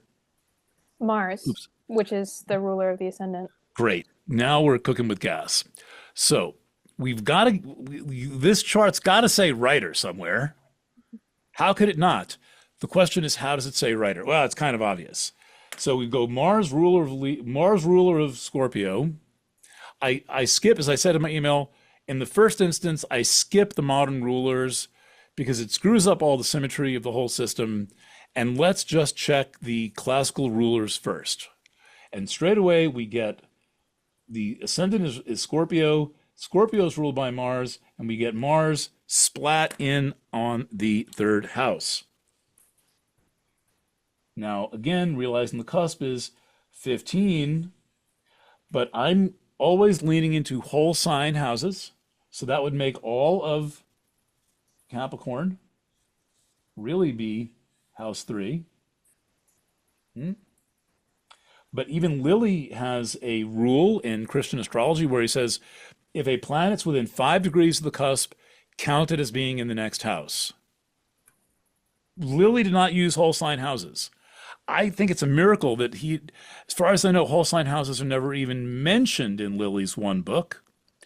But he does give a 5-degree rule, and by that 5-degree rule, these are in house 3, and house 3 is the house of writing and thinking, because thinking and writing are pretty much the same thing. When you're writing, you're kind of thinking onto the page. The writing is a map of the writer's thoughts. So for a writer, thinking and writing are the same thing. And there's a conjunction. Johanna, you spot it? The conjunction of Uranus and Mars, you mean? Yeah. Yeah. This I think if there's a payoff to this chart, this is it. So Mars conjunct Uranus in the 3rd, what kind of a writer is this? Just brainstorm it out. Innovative. Yeah. He's Shocking. explosive in revelatory. Yeah. Yep. Unexpected. What's that? Unexpected. Unexpected. He'd been around, but sure. Well, let's add unexpected to the list. Yep. Irreverent. There you go. Revolutionary. Shocking ideas. Yep. Radical. And bold. Like it goes against major rigidities, possibly? Well, it's in Capricorn. Isn't that interesting? Yeah. Mars and Uranus in Capricorn is very odd to think about. Well, he's the book is coming out in a pretty square world. Yeah. Right? 1961, I think this was published. Wasn't the I'm working through my latest reading of this, and I think it's 61. In 61, the world was square. There were probably still people sitting on the beach wearing a suit and tie. Huh. I've got a family photo of, including my grandfather. Yeah, 61, of my grandfather sitting on the beach wearing a suit and tie. I'm like, really? You can't can't relax a little bit for the beach? Okay, so so now this is a perfect example of, do you have your own version of this chart? It kind of makes me nervous to not be seen speaking. Um, what's the contrast with Capricorn? This is pretty much, this totally proves this is not a barbecue barbecue instructions. We put this Mars Uranus conjunction in Capricorn. So what's that doing? Shaking up the foundations, the structures, the pillars. Yeah, the status quo of Capricorn. And But then yeah, if you go ahead. if you follow that to Saturn's in Pisces, and then Neptune's in you follow the dispositors back, and you get right back to like the mercurial aspect of his chart, right? It takes you back to Gemini, if I follow that right. So all that Capricorn is kind of housed in the Gemini, all that energy. Yes, and then, well, if we pretend Pluto's got something to do with Scorpio, we find Pluto there. But check this out. So it's so much going on here that it's possible to miss this. I can't help but think about Pluto and the moon in Gemini together, and Uranus, Mercury, and Capricorn together. Could you juxtapose those in like a single statement? I feel like that makes a statement about obscurations versus shakeups. Oh, you can have eighth house shakeups, but I think that I think all that Gemini describes the intimate nature of the subject matter. I mean, the eighth is intimate. With Gemini, we can start looking at multiple viewpoints. You want to bring up multiple viewpoints. And there's a well, if we're talking about Stranger in a Strange Land, I mean, it's very Plutonian in a way. I mean, his lead character is the only one of his kind. And so the book is working on a lot of levels, like any good book. But here we have it working on the level of writing. This describes the innovation of the writing. And then this describes the very personal impact that this had. I mean, people took this book real personal and changed their life. They reconsidered their value systems based on reading this book. I mean, I think this is a little different from Volusia, but Scorpio, I look at the eighth house. I go to the house placement of the sign and what's the strength there. So he's leading with eighth house concepts. But it's not like overt. It's kind of like a little more 20,000 foot view. And also, I think based on something personal and real. Eighth house has to be personal and interpersonal. Or maybe something he experienced from, if it's eighth house, like his ancestors, something he might have witnessed or was feeling for a while and didn't know how to bring it up to the surface. But he did through his writing because of that Mars in third house. And writing, being an author is a very good way to bring information in and also to work through material and experiences that there's really no convenient way to work through other than writing about it and sharing the writing. But that said, the third house is about spoken speech as well as writing. It's about one's mental style. And there's something, when you read Stranger in a Strange Land, there's a certain conservatism to it. There's it's all set within the framework of protocol. And protocols are breached in various different ways. But wherever there's Capricorn, you have some homage to protocol. Whether you're bucking the protocol or going with the protocol, I mean, like traditions? Yeah, traditions and the protocols of politics. I mean, revolutionaries, there's a good few revolutionaries with the Capricorn moon. Che Guevara, I believe, has Capricorn moon. I mean, the genuine true to life revolutionary. And so it's like an understanding of the underlying nature of reality before changing it. This is not a rebel without a clue. So meanwhile, look at that Mars opposite Neptune and the Sun. I mean, that's really pretty wild. With Mars is at the midpoint of the Sun and Neptune, one's at 12, one's at 14. That's a big aspect. And interestingly, we can see that though it's slightly loose, we've got Pholus involved. There's no way that anybody really could have anticipated the impact this book would have, or that he would have as an author. I mean, when somebody's using a word you made up and they've never heard of you, that's an impact. So Pholus is that pressurized release. But the thing is, we have a chart that describes the person, right? And so this is the way I'm suggesting that you approach your chart and the charts of other people, is you just start to follow yourself around the wheel. And we know that with Scorpio rising, Mars ruling the ascendant, he's doing something innately his own. He's in character. He is being himself as a writer. And he's got a clear path. He's got a way to approach reality that really worked. It certainly worked for him, and it worked for a lot of other people. Okay, so there's obviously more to this chart, right? I mean, yeah, but plenty. You can take the chart from any angle and start to interpret it. Unlike the barbecue, and I'd love to try and experiment with this, you could like fold the chart up and like pick, and you could just read one corner of the chart. You could take away everything else, and you could start, sorry, I just expected to be there.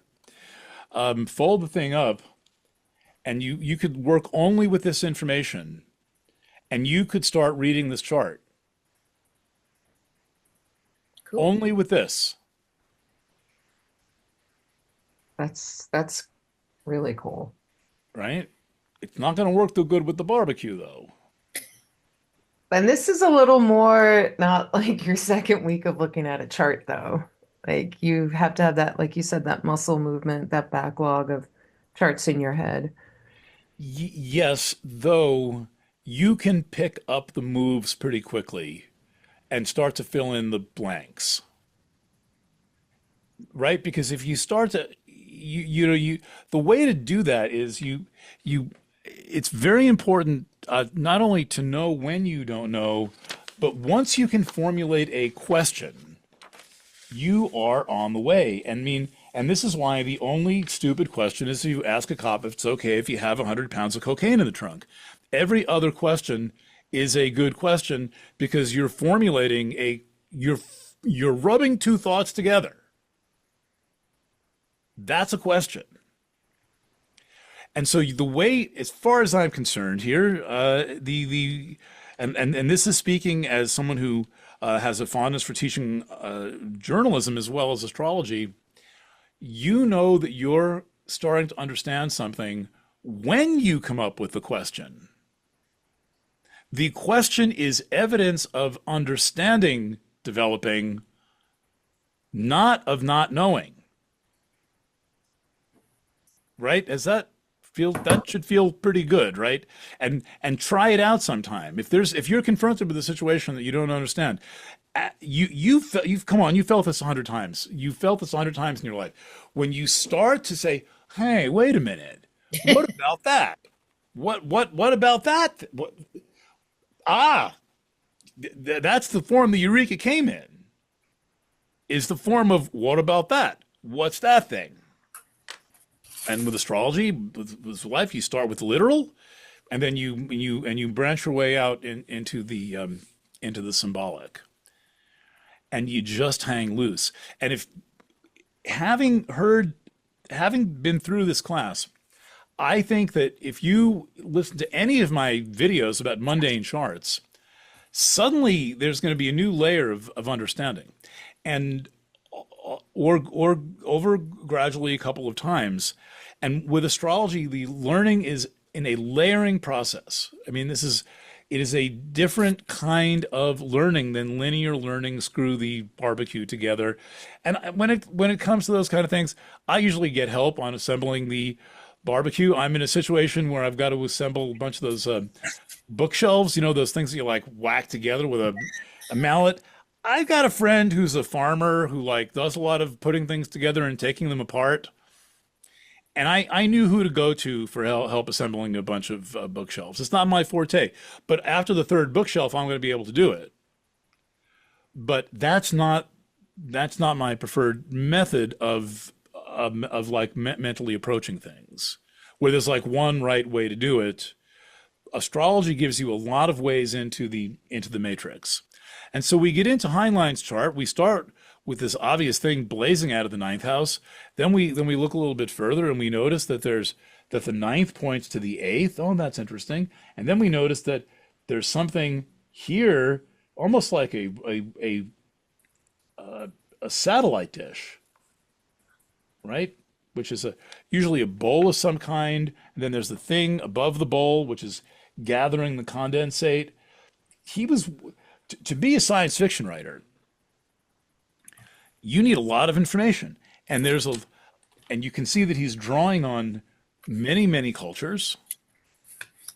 And his famous book was his kind of ninth house to third house as you can get, which was a space alien in human form returning to the Earth to teach Earthlings something about how life can be better and life can be different and you can treat each other differently. This is a quite funny chart, actually. Like it's all of that in Cancer. So I was actually reading the Labors of Hercules about the labor of Cancer yesterday. What did she say about that? Well, she said the gate of Cancer is entered through the process of transference out of the animal state of consciousness into the human. And then she goes on to Capricorn as well. So Cancer represents the mass form, collective animal soul. But I mean, she says a lot. So Cancer is the gate through which the souls descend. Incarnation, yeah. Onto Earth, yeah. Mm-hmm. And it's sometimes referred to as the coffin, the grave of Lazarus, of course, the crab, and then there's the two asses as well. That's one of the older representations of Cancer. So two donkeys? Yeah. So that's wow. So that could also be saying taking the reins as well of your humanity. Mm-hmm. So it's interesting, but yeah, it's interesting that all this stuff is in Cancer. So it kind of invokes getting out of animal consciousness into what it means to be human, and opposite the rigidities of Capricorn with explosiveness. I think it's kind of fascinating. It's almost like Heinlein he's kind of like a forerunner of thinking. I would say, one of the initiators of the 60s, and I think there's a way in which books can be culture bearing that not so easy for other art forms to be culture bearing. And we spent so much time with books, and he was just an interesting guy who loved life. I mean, fair to say that about him. And to write this many books, I mean I write quite a bit, and I have to say that it's like when I see a list of novels like this, it's like, well, that's a life well written.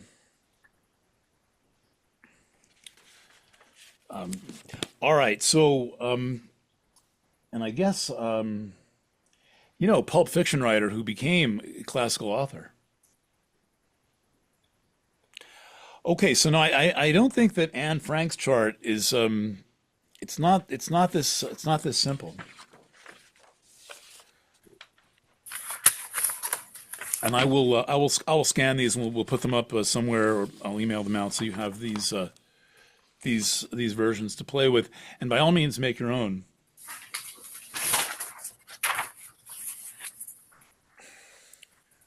Anne Frank, born 1929. We are given, I think the Rodden rating is B on this.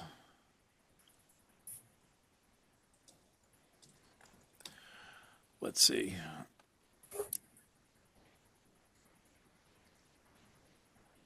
Oh, man. Astro.com. It's always taking me to the page without the...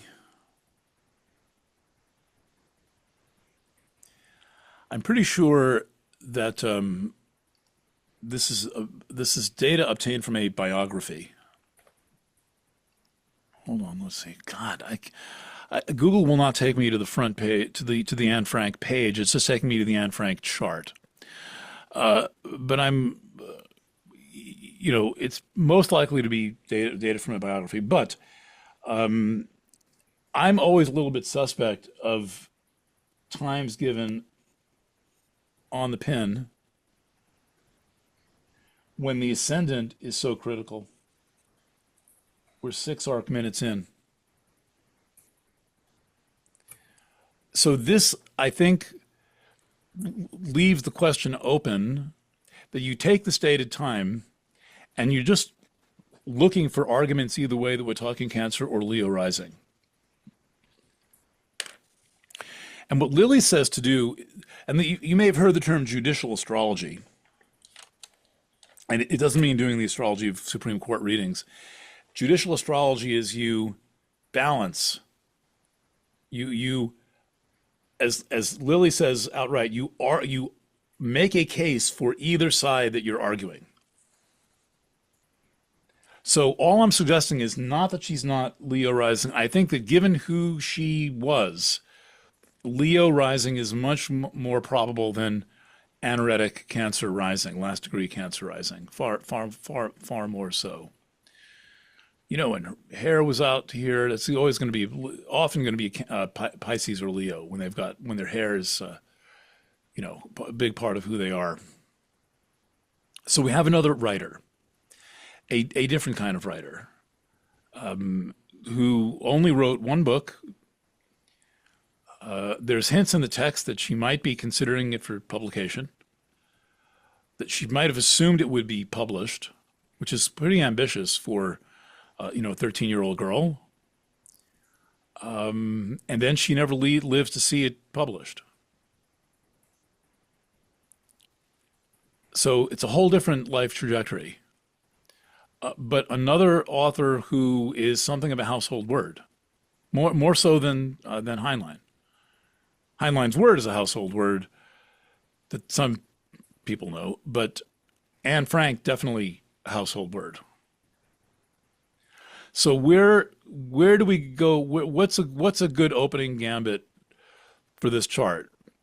Apart from the fact that I've just noted that we're talking about a very early degree ascendant and a time that looks like it could be approximate, what else stands out in this chart? What starts to bring us to Anne Frank? Can I just ask a question real quick? Yep, go ahead. What is the 0 degree or 26 degrees and 5 arc minutes Cancer? What is that symbol for? That is called trans-Pluto. Okay. Trans-Pluto moves, I think it has a some ridiculous orbit of it's a hypothetical, first of all. It's a planet without a body. It's not one of the 8 Uranian points that I talk about much more, that are much better accepted in astrology. But what I do with most charts is I just put in every point the chart the program will display. And if you're interested in Trans-Pluto, there's an amazing website by an astrologer named Lynn Coiner called Trans-Pluto is Real. Quote, quote, Trans-Pluto is real. And she delineates it, she breaks it down. And she takes you through a number of examples. And Trans-Pluto has it's almost like hyper Virgo. It has it's very critical, self-critical, and narrow. It's kind of like a funnel. It's a little bit like Chiron in some ways, but not as vibrant as Chiron is. And then, confronted with something in a chart that you don't know, you just start to suss it out. And there's a lot of, and I'm sure it sounds like this when I am, reading a chart on a video. And I did the chart of ChatGPT cold the other day. I thought that was kind of exciting. I'm like, I've got the video running. I'm going to send it and put it up on the internet. And I never actually read this chart, right? And I'm like, thinking this, wow, I've never read this chart. Wow, that's what's in there. Oh, and it sounds like I know what I'm talking about. But I'm doing a lot of this like, gee, what's that? What's that? While I'm, mid-sentence. So you suss it out, basically. So if you're looking at Trans-Pluto, you're like, wow, that's interesting. What is this talking to? It's kind of talking to Jupiter. Oops. What else? And you just start to draw the lines in. Oh, it's kind of talking to these guys a little bit. Oh, this is kind of talking to that. And then you're like, okay, so you can say, well, whatever Trans-Pluto is, right? Whatever it is, you know that it's in this pattern. And then you have what I call the middle column, a term I usually use on the Team No Virus discussion, the column for all the things that you don't know, the middle column. There should be a lot in the middle column. If you're not good at like looking at this thing and like kind of taking some pleasure in looking at this and saying like, what the heck is this? You're not going to have any fun as an astrologer. It's not the IKEA desk, that you're putting together. I mean, there's this one way to put that desk together, and you can end up with stuff where it's going to fall down.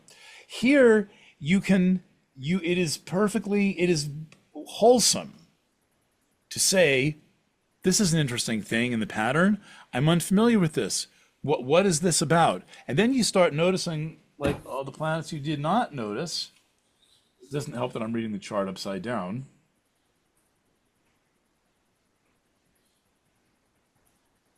We've got to talk into that. We've got Trans-Pluto, talking to Saturn. Oh, that's an interesting pattern. And I reckon this pattern will say something about the chart that is quite valid, that nothing else is saying. And I might not have even noticed that. I might have just completely overlooked that. Hence, the only stupid question is it okay if I have 100 pounds of cocaine in the trunk? Okay, so what else?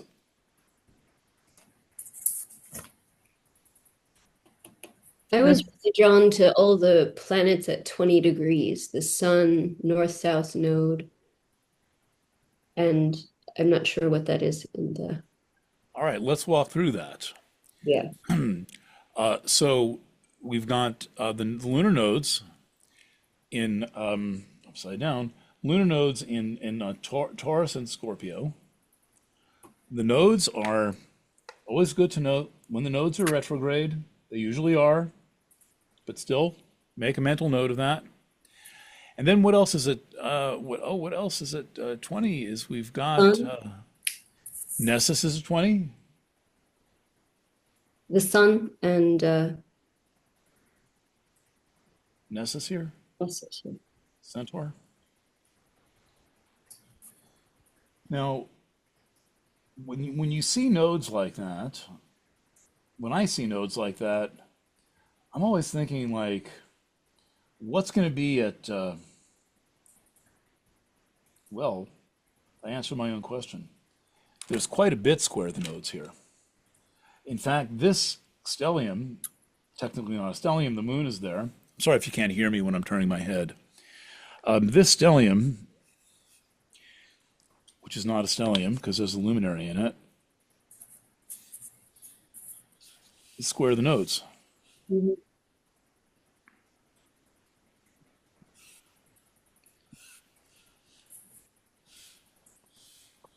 So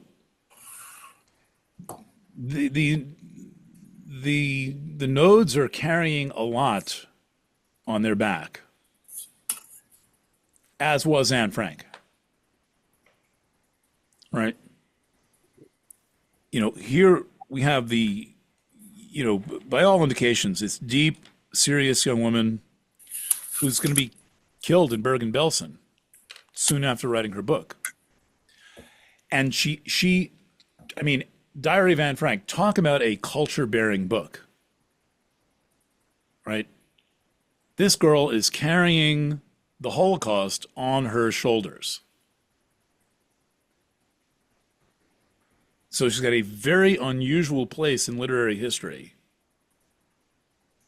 right? We all know who she was, right? She writes Diary of a Young Girl. The diary survives somehow. I haven't read anything recently that explains how this diary survives. Ends up in the hands of her father. Somehow her father escapes her fate, and then redacts and publishes this book posthumously. And it becomes, I was assigned this book in the 4th grade. It becomes one of the most famous books ever written. Would it be that it's square, the nodes are square Mars, and Mars, god of war? She's literally up against a tyrant, the war, the fulcrum of the 20th century. Sure, of course. And I wasn't even looking at what was square the nodes, by the way. I was just like, wow, there's a lot.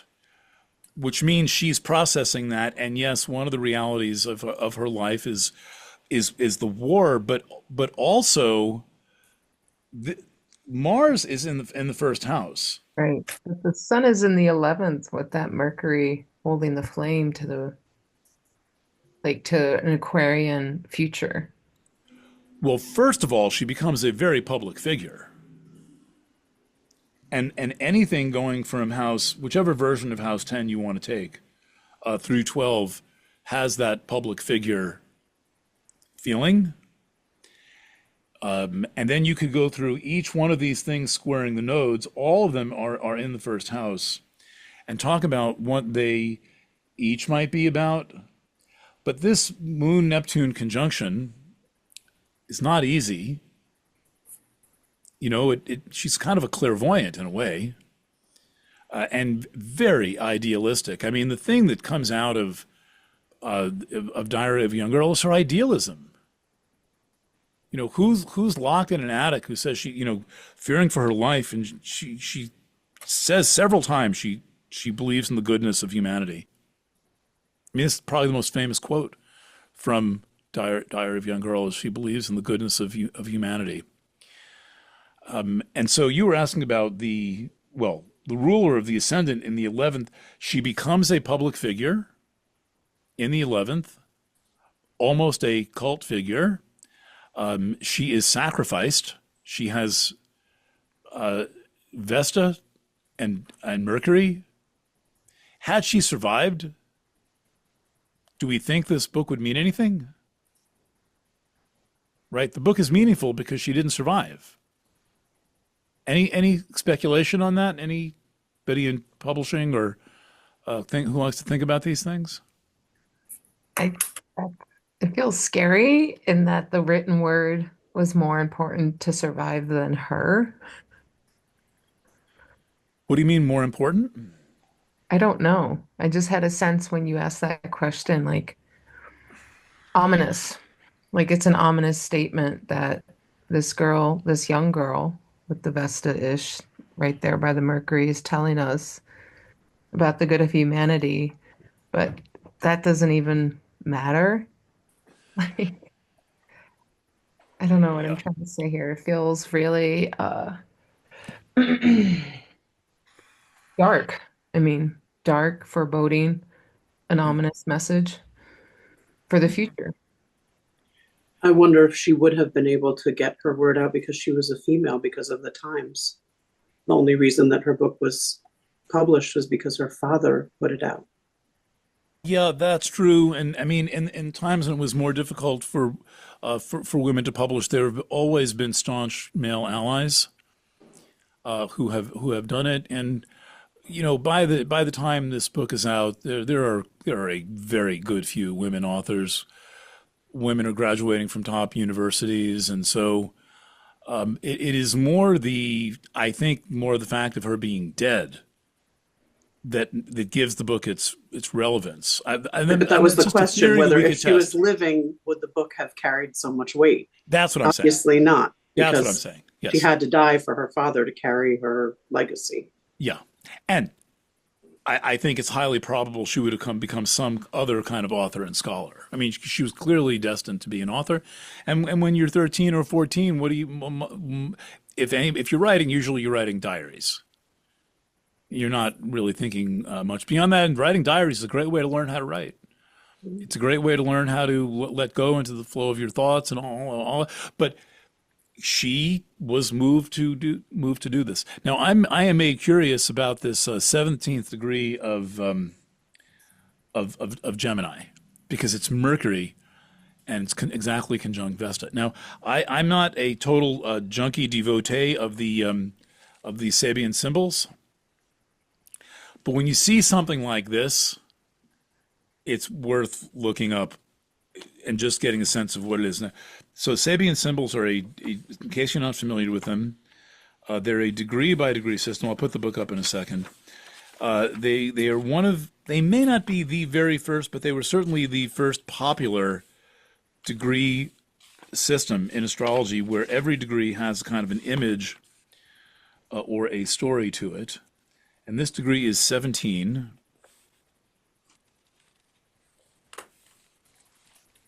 So here's what that looks like. So this is so astounding that I'm going to verify again. We all agree that says 16. That is 1634 Mercury conjunct Vesta to the arc minute with Mercury retrograde. This is an astonishing Mercury. And now look at what the degree is. That's 17 degrees of Gemini. Because as soon as you're at 1601, you're in degree 17, phase 77. The head of a robust youth changes into that of a mature thinker. How could you not be into Sabian after this, Eric? Well, this is astrology. This is the Sabian symbols. And I keep the book nearby. You didn't see me go up and get it, but it's on a bookshelf about 4 feet over in that direction. And I kind of know when to look it up. And I don't want to overuse the tool. But this is the second time it's come up today. Houseboat Party was one of them. And there's one more hilarious thing about the 9/11 chart that I'll walk you back to. But how about this? So we have this mature thinker, this young woman who becomes a mature thinker in the process of writing this book. Now let's talk about the writing bit itself. So writing, pretty easy call, 3rd house. Publishing, pretty easy call, 9th house. Right? Pretty straightforward. So now we're in a good whole sign houses versus quadrant houses type of chart here. Perfect one. Where both methods work, and they don't conflict. And am I the only? I know some of the attitude of these whole sign houses people. Like there's one particular website by an astrologer that I won't name that pretty much has a warning hanging over the door that if you don't use whole sign houses, get the fuck out of here. Isn't that funny? That's the Barbecue Assembly School of Astrology. So this is the MCIC axis here. Let's draw that in. Medium coli, and I couldn't rattle off the astronomy of this, but this kind of like the point for straight up in the sky. And usually the MC begins the 10th house, and it looks like it 1, 2, big third, 4, 5, 6, 7, 8, No, wait, what's going on here? 1, 2, 3, 4, 5, 6, 7, 8, 9. And then 10 should begin here. However, it's a fire sign. And the ascendant is a fire sign. So whatever this is about, first take, fire to fire, says ninth. Because at least recognizing that symmetry. I know that the barbecue people want to count the little boxes because they want the barbecue to fit together. Exactly right. And so we count the little houses and we find out that this here is supposed to be the 10th house. But if we're hanging loose a little bit, and we find out that, Leo rising,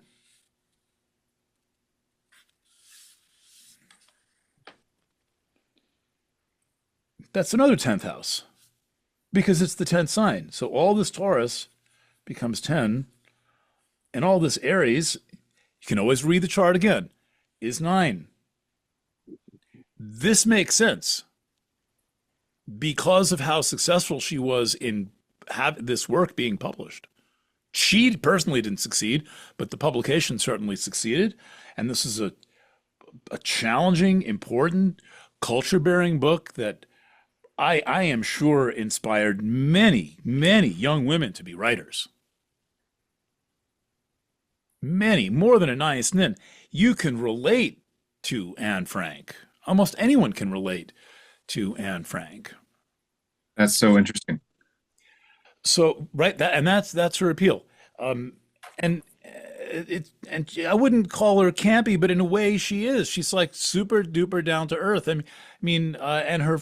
Does anyone know the stuff that her father cut out of the diary? Anything about menstruation? Like, really? And what does she say about menstruation? She says, well, I mean, it's a bother and it hurts, but I suspect there's something really mystical going on here. Snippety snip.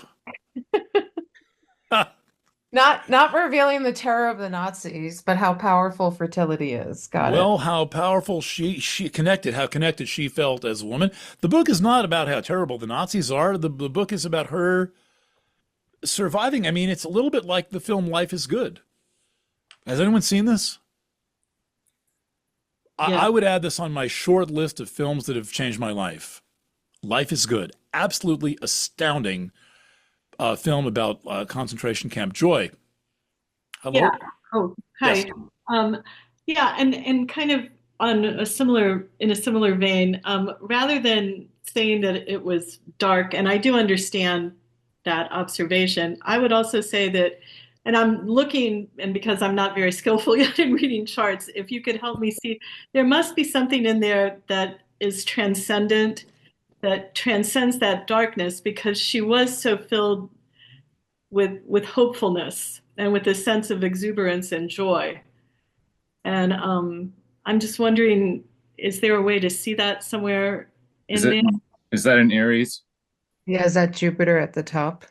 Well, let's I would see. say, I was going to point out the Uranus and Nessus in Aries, and I couldn't help but read the Aries 20 with Nessus, Sabian symbol. Which degree? Aries 20. So it's 21 because you'd have to read 21 because you're always 2000 is 20, 2001 is 21 because you're into the 21st degree. There's no degree 0. Oh, okay. All right. So for example, her ascendant is it's 6 arcs minutes of Leo, right? Okay. 006. That's not degree 0. That's degree 1. Okay. Following me? Yeah. Because there's no 0 with anything. So once you start, you're in degree one. But what does 20 Aries say? A young girl feeding birds in winter. Okay, so can't argue with that. Assisting other living entities to survive through crises. Fabulous. That's interesting. This kind of counters the theory of the worth noting. And the sequences tell a story. What happens next? What happens in phase 21? A pugilist enters the ring.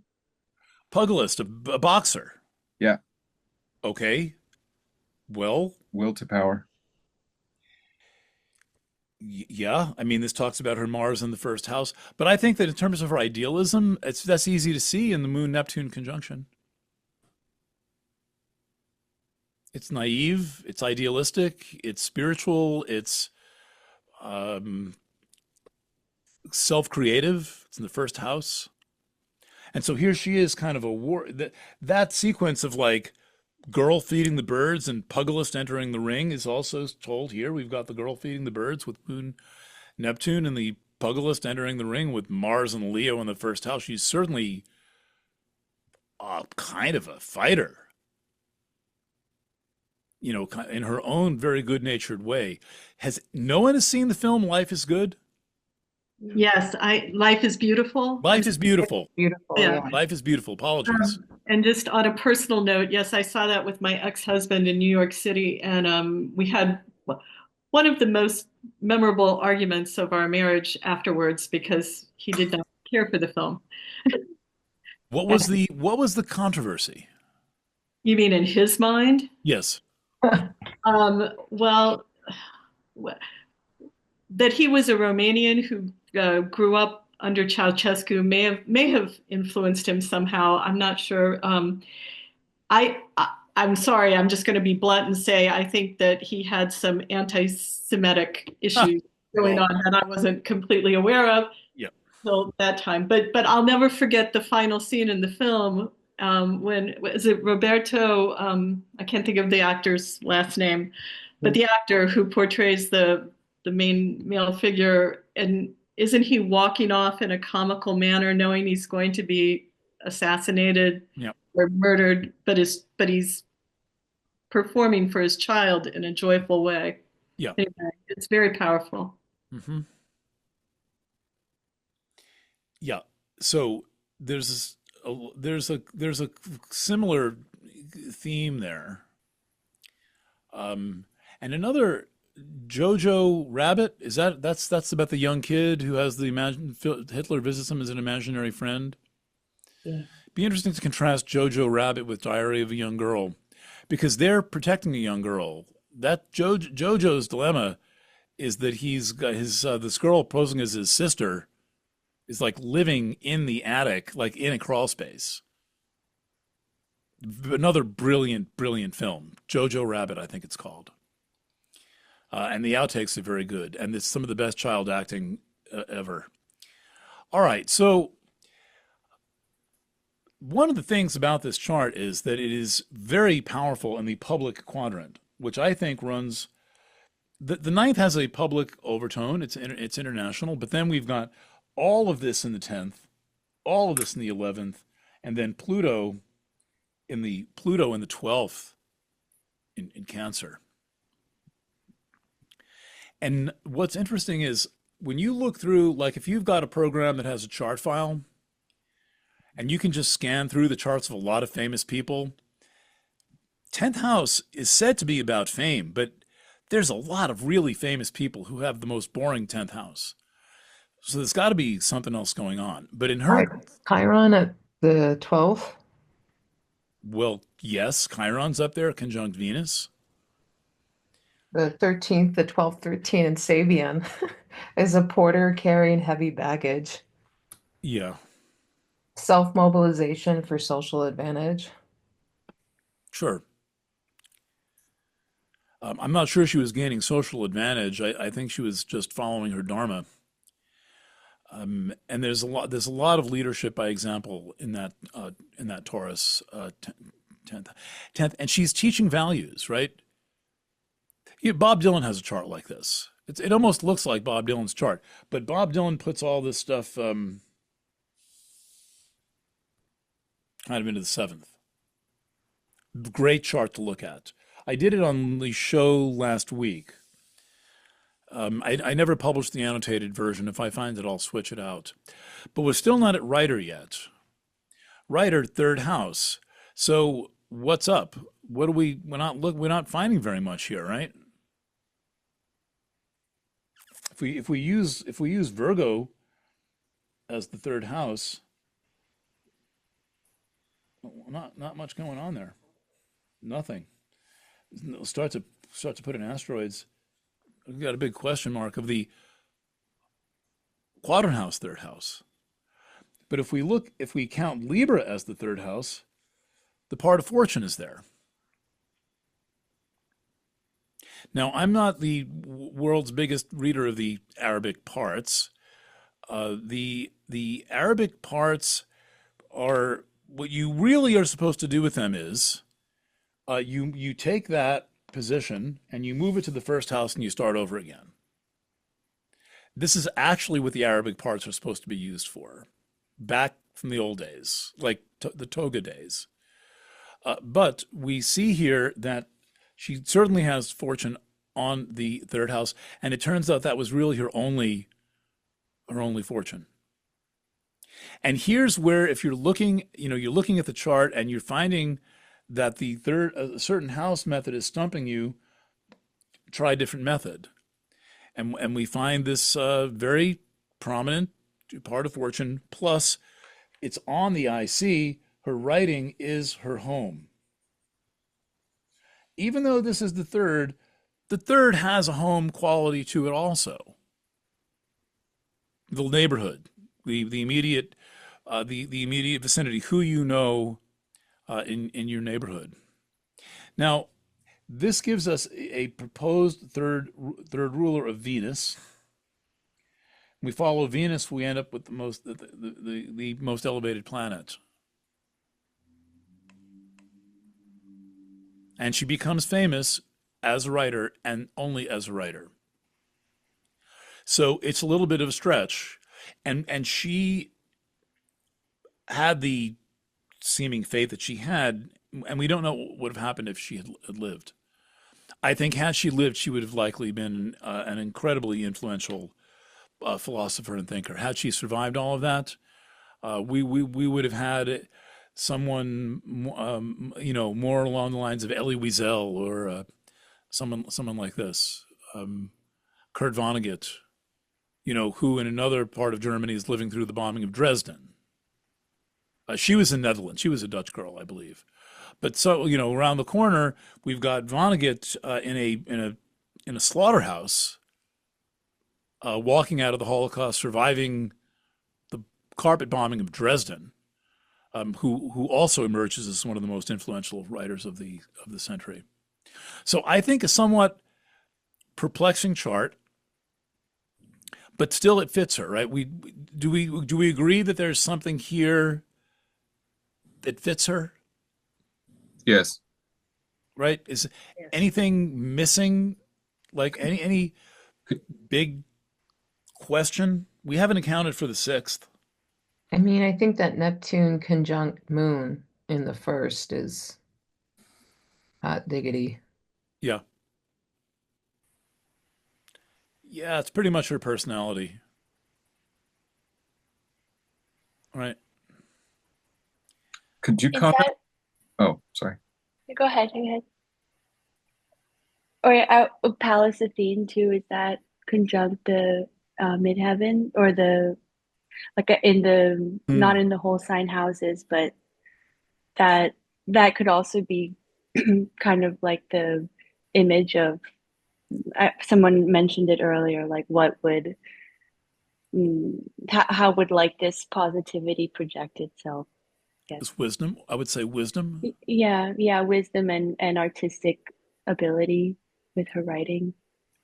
Yes, we're in the Minerva school of mythology with Athena, right? From the Roman, it's Sulis Minerva, right? So bits of the Sulis Minerva, weaving competition, right? Weaving. This is why if you're a writer, never kill a spider. You want to like capture it, have a good conversation, leave it alone, put it somewhere safe, thank it forever, whatever so because they're the weavers, right? But she's also confronting something that on the bottom line is a political situation. It's a political disruption, Athena, Uranus. And then, and this is fun too, the Athena Eris, you can come up with some stuff about that. But the context of her whole book is a war, right? There wouldn't have been, that Diary of Anne Frank wouldn't have existed had the whole thing not be set right in the middle of World War II. So that's what I think what I was saying about the Nazis. Like, if we didn't know this was Anne Frank, start, if you were trying to assess or understand the context, her environmental context is war. She's hiding. She's underground, so to speak. In the main environment, the overt environment is war. Bombs. Yeah. It's a little tricky to see that, isn't it? Yeah, that's what I think I was trying to say. Like one voice in a girl right there in the 11th with Vesta and Mercury and the sun in the context against, like going against her, what she's up against is the explosive dominance in every sense of the militaristic word of war. Mm-hmm. So, in another angle, writer, influence, ideals, values, but this is in the context of war, which I think we can look So at where do we that. start to find that context? That's what I'm asking. How do we read that? Six would be military presence. War is. Yep. So with sixth house, we've got, if we're approaching the chart from the question of tell me about the war, right? That's what we're saying, right? Sixth house, daily Sixth life, house. daily life, right? In the Military. war But effects. the first thing about the sixth is it's the house of the military. Yes, and it's Cap in whole It's sign here. Capricorn. So I'm going to I'm just gonna split off Saturn here Okay. because Saturn It's right there at one Cap. Sag. Saturn's in Sag, and Saturn this is in Capricorn. Sag. So if we're gonna, all right. So what do we have? Going out to 3 centaurs and the Black Moon Lilith, we don't have very much. We have Pholus and we have Black Moon Lilith. That's part of the moon. Right. So we have to go to Saturn. Going to look for the ruler. And I mean, this is an example of like, Now, right, there's a question here, right? There's a real question. I think, and I would rate that as the question to come out of this chart. Where's the context of warfare? And so this question could stand for weeks, months, years. Yep, Elle? Wouldn't the Mars in the first kind of help fill in the blank? Like if you look at the first house as a source of identity and how the world was going to perceive you, or the legacy you leave, that Mars is pretty strong there. It is, but we're talking about a war that's like involving every country in the world. Where she was one of something like 12 million people said to have been killed. It's not, to my thinking, it's not really big enough. Okay. And it's more of a personal characteristic, her endurance and her courage. So what's Saturn doing? What's that? I'm just spitballing in the 10th of the world of dominance, order, Uranus. But again, that's not. Yeah, we're stretching. We're having to stretch. And I suspect there could be that there will be. Look, some of these questions never. You never necessarily get there. And there may be more we don't know about her, but the 6 is ruled by Saturn. And where is Saturn in this chart? Saturn is right here outside the 6th, and it's on the galactic center. The GC is probably at about 25 degrees when she's born, but that's pretty close. And so, we see her taking, it's true enough that she's taking a spiritual approach to this problem of war. Mhm. And a creative approach. But, whoa, what's going on here? Oh no, Saturn is in the fifth, Mhm. right? It's a fire sign factor. It's 27 degrees. 20. Yeah, let's not put any more planets in. I would say this is worth letting hang out as a question. I think this is one of the really important things to do with astrology, is to just sit with it for a long time. So this is why you want to keep your mundane files, and you want to print these charts out so that so they're available.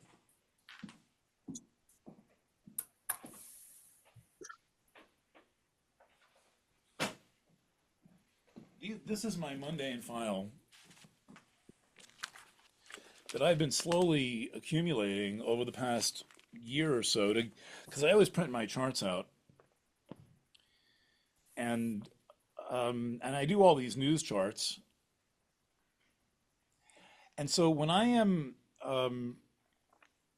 looking through these charts, I have to see them, right? I'm looking at them. One of the cases I'm working on is this Paul McCartney thing. Paul's not Paul, he's Paul, Saul, Fall, Paul's dead, I buried Paul, all this crap. But my point is that when you have the charts printed, it's much easier to keep stumbling into them than when they're on a computer. And then also they're tangible. You have the work that you've done, you can put it right in front of you. And so this one, I think this is a good question. It's a great question. What's the context of the war? We certainly see context of public affairs, of international affairs, of spiritual matters, of reaching to the public, of being a kind of child sacrifice. Mercury, retrograde, Vesta, child sacrifice. And we've got a picture of her life. It's not a chart for the war. It's the chart for the birth of an author who documented her own viewpoint.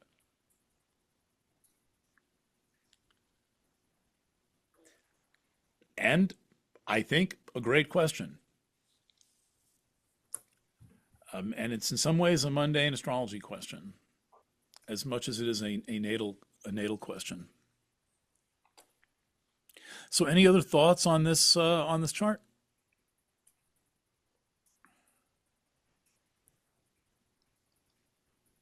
I keep coming back to trans Pluto again and again and again. And what I've read about trans Pluto, what it's been purported to mean could be like rising to eminence through struggle.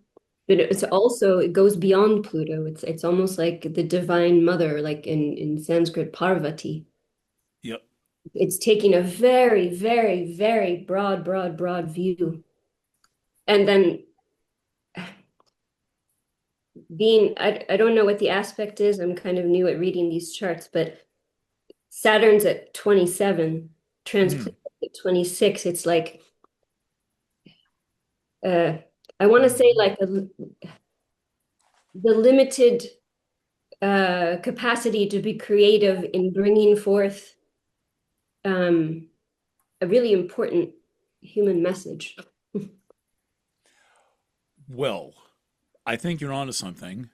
And I kind of had a hunch that trans Pluto might in some way tip the chart. But what trans Pluto can do is it can narrow the focus. It can be broad on the one hand, but then it can make a very specific context. And I think that specificity may be what that trans Pluto is commenting on.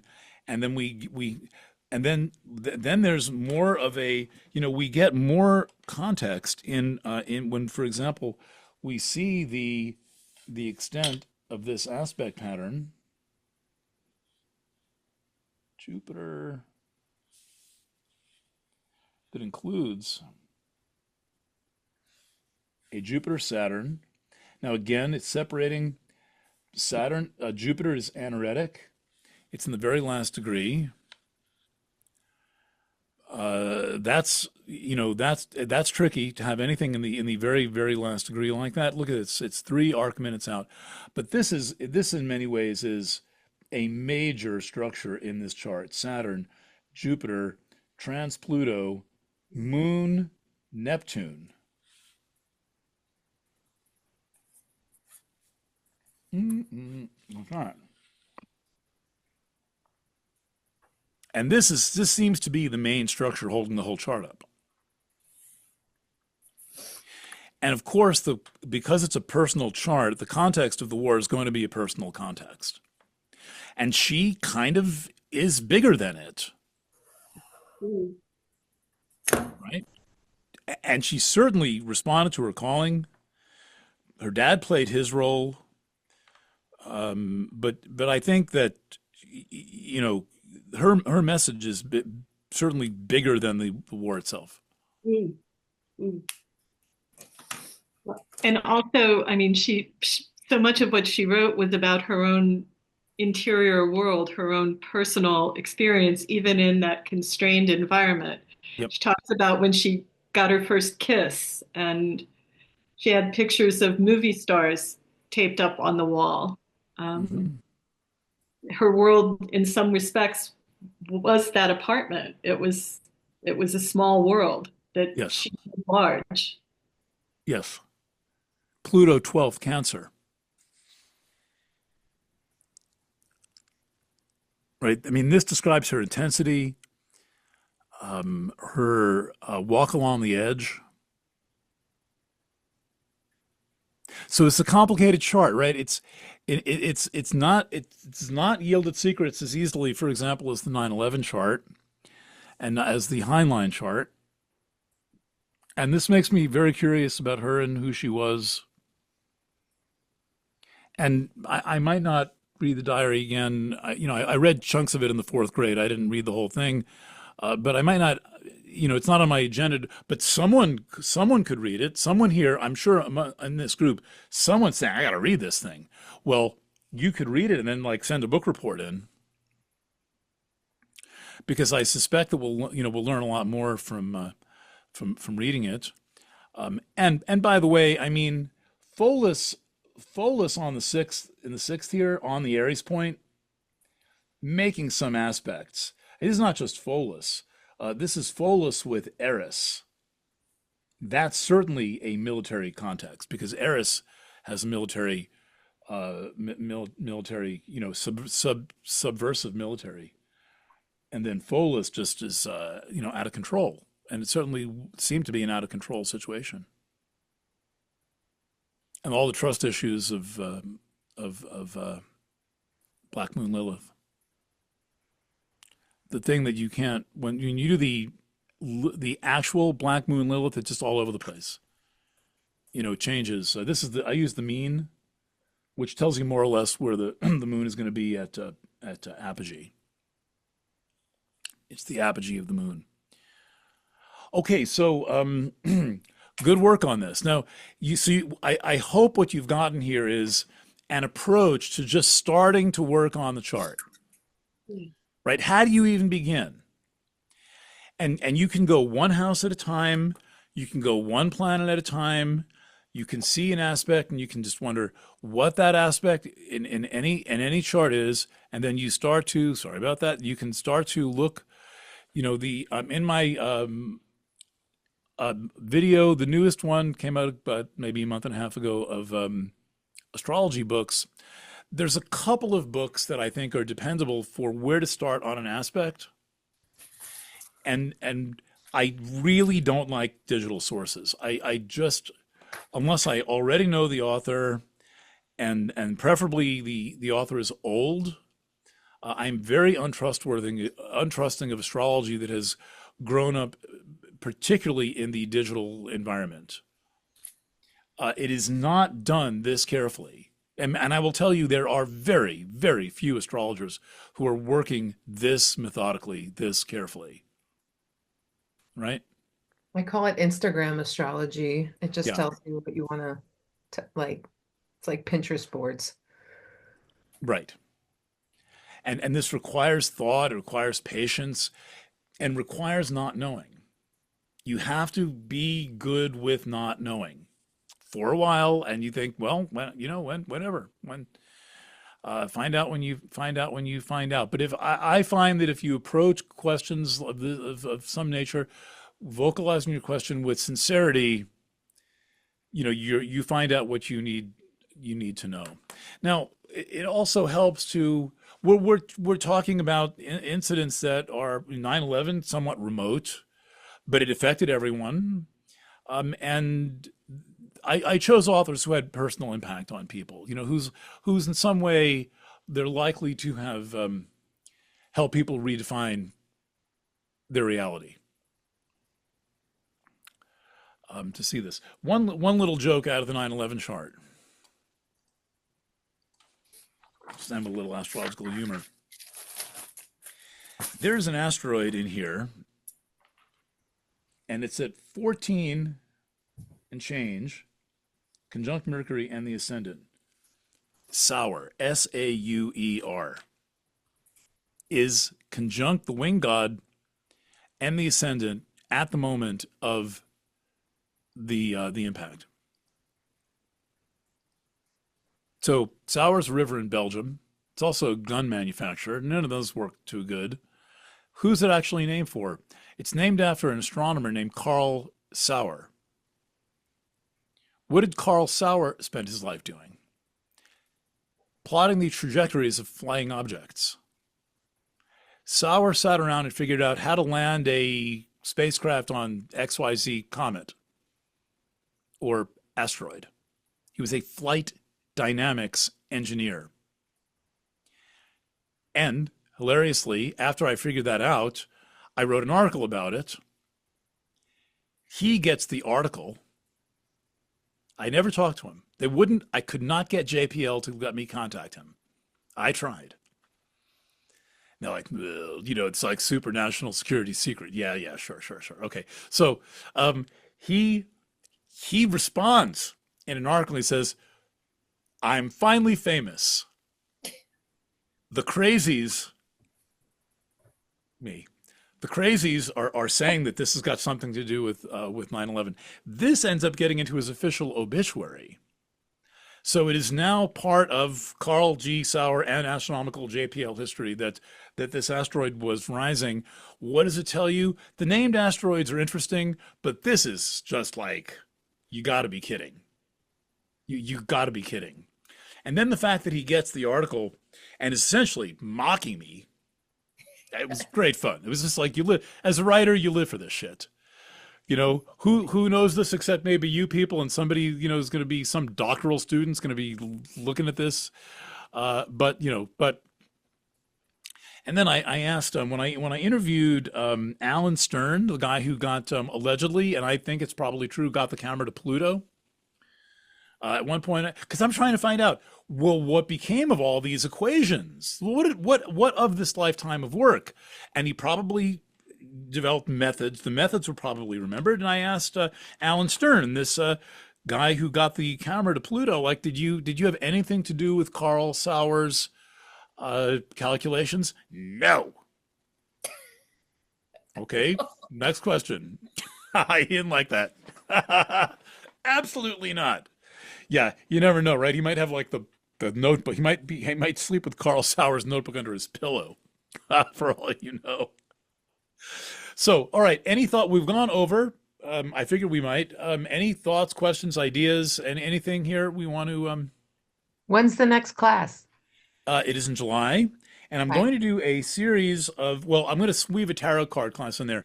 But my plan for the next classes are born in the 60s, born in the 70s, born in the 80s, and born in the 90s. By that time, I'll be into the annual edition, which if anybody wants to collaborate, write me an email. If anybody wants to figure out how it is that I write an astrology book in 2 months, it would be fun with some collaborators. I've been doing this now for 25-ish years, since 1999, 26, 27, 28th, 27th year. It's like they're still coming out fresh, but it would be fun to have some collaboration on this. Idea here, idea there. But before we get there, sorry, that was a pitch for big project coming up. I'm going to do astrology by subgeneration. And there is something fabulous about all of these. If you go by decade, you will suddenly have all of this astrological context. I would say the 50s, but I have devoted like much of my astrological career to people born in the 50s. I'm like, I love you guys, but like let's it's not, everything's not about baby boomers anymore. And we've lived through, all of us who are younger than the baby boomers have lived through like baby boomer every day. There's like an obituary in the New York Times this long about another famous baby boomer. Okay, let's talk about the Uranus-Pluto conjunction. Let's take that through Chiron. That's the 60s. We get 70s. We have Saturn-Eris conjunction. Sorry, Chiron-Eris conjunction. The discovery of Chiron. That's a big one. And then I'm not sure of the chart I picked for the end of the 70s. I haven't quite planned this out. But born in the 60s, we'll look at something like the Uranus-Pluto conjunction, the JFK assassination, the Woodstock Festival. And then I thought, let's use Tom York, who seems to be losing his mind, unfortunately, and Sinead O'Connor as kind of like, people who really embodied the 1960s. So that's the next class, born in the 60s. And then for August, we'll probably have as many people born in the 70s, and then we'll keep going by decade. But I'm always open to ideas for classes, and this has been fabulous. I woke up in the middle of the night one night and had the idea for this class and banged it into an email to Eli, which I then lost, which I had to get from him. And that became this class in the Planet Waves teaching revival. So thank you for being here at this foundational moment. And personally, I would do this 5 days a week if I could. So does it seem like that? Yeah. Like I have learned a lot of applied astrology, and that's kind of the thing missing is applied astrology. And anyone who wants to get onto like a news discussion group when the shit happens, currently it's basically me and Cindy batting it around. And she's sending me like 3 sets of data a day, but sometimes it's really like, what the hell was that? And now we're in this time when like, you have to question whether anything is real. You have to basically prove that it happened. That's the first step. I mean, it's a little like, the car accidents reported on the radio. You have to still call the cops before you can write it in the newspaper.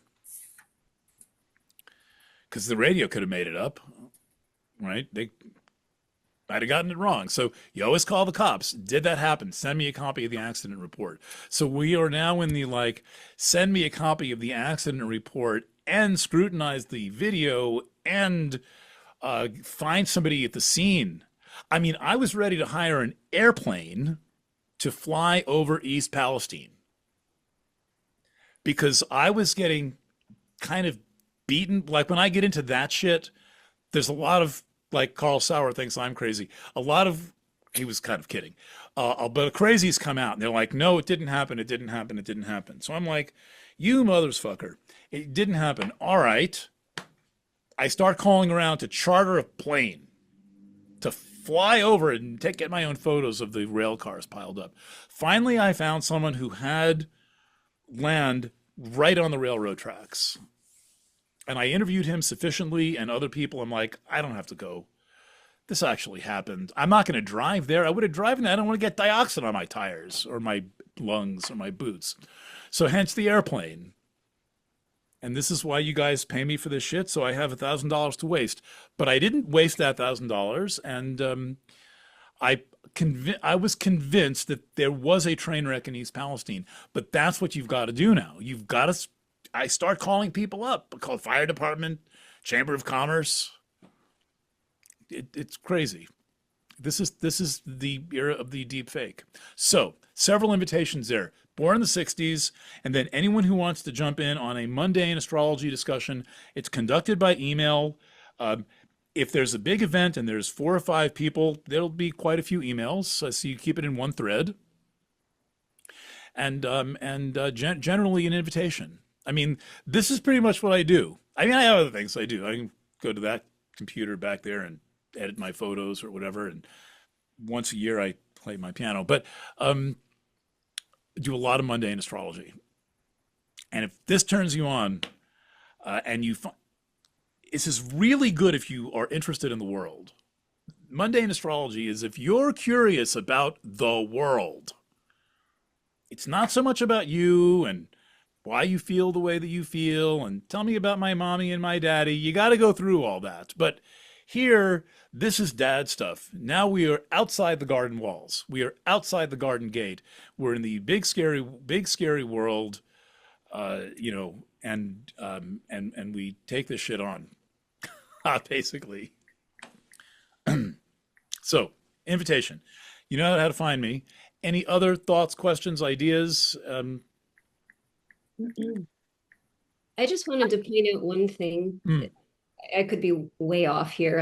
Maybe this is one of those speculative things that doesn't qualify, but just you talking about sour, like when I look at the 9/11 chart and just the aspects we covered today, immediately was drawn to like there being two trajectories, this way, and then the part of fortune directly opposite where you said, or almost directly opposite where you said the Uranus-Neptune conjunction would have. Yes. Oh yeah. And it just clearly intersects those two trajectories, like on point almost. Yeah. Oh, that kind of wild. It's crazy. I know. Yeah. I don't understand how it works or why it works, but when you come in with an open mind and you relax a little bit and you're not greedy about finding things out, the charts just starts to tell you to tell you things. I mean, the whole 2020 scam, the astrology of that is completely astounding. And I've got one article about it called Don't Look Back. And I can send that back around where I go through everything I could learn about what was going on in China in January and plot that against the astrology in January of 2020 before anybody had any concept of what was going on. And that should get like 14 more chapters, but I'd have to like lock myself in a motel room and only do that for a year. But in any event, welcome to mundane astrology. And if you apply some of the principles of mundane astrology to natal astrology, you'll get out of the Liz Green business. It's going to be much less somber and morose, and the action is usually the mundane reading. What do I do? Well, what about because you're seeing the digital environment and so many people are learning or interested in trying to find meaning. And where do they go? I call it the carnival boardwalk of all the people in their little hats and turbans. If you go on YouTube or Instagram trying to reel people in with astrology and tell you something and make you okay, that's what that means today. Saturn square, blah. Okay. And it's all very predictive and it's very scammy feeling.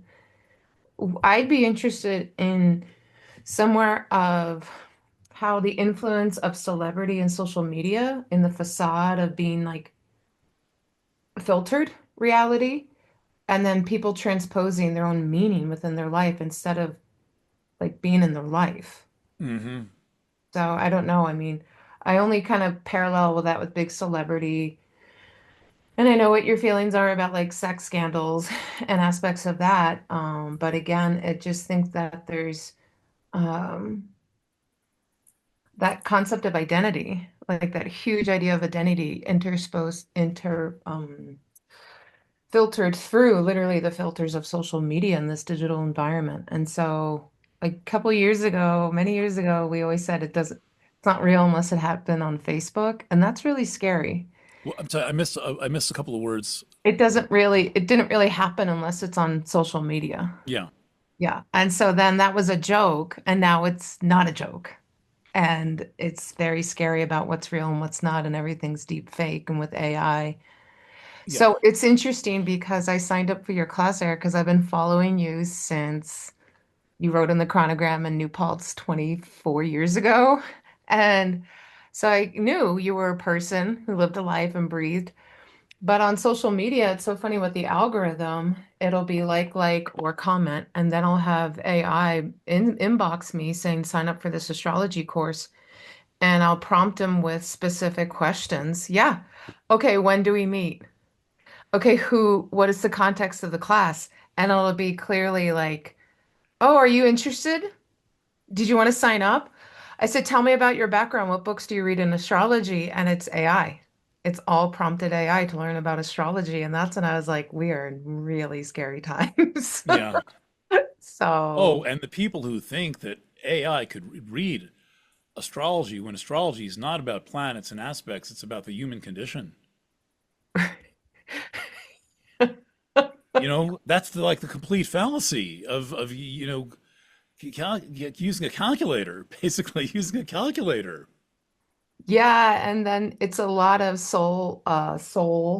Well, like you said, it's a lot of scary stuff where people have, and myself included, they seek a lot of psychological counseling. They need to have meaning. They have issues with mom and dad. They're abandoned. I mean, trauma bonds out the wazoo, right? Narcissist empath. Everyone's an empath these days. It's like, no, everyone's connected to the internet these days.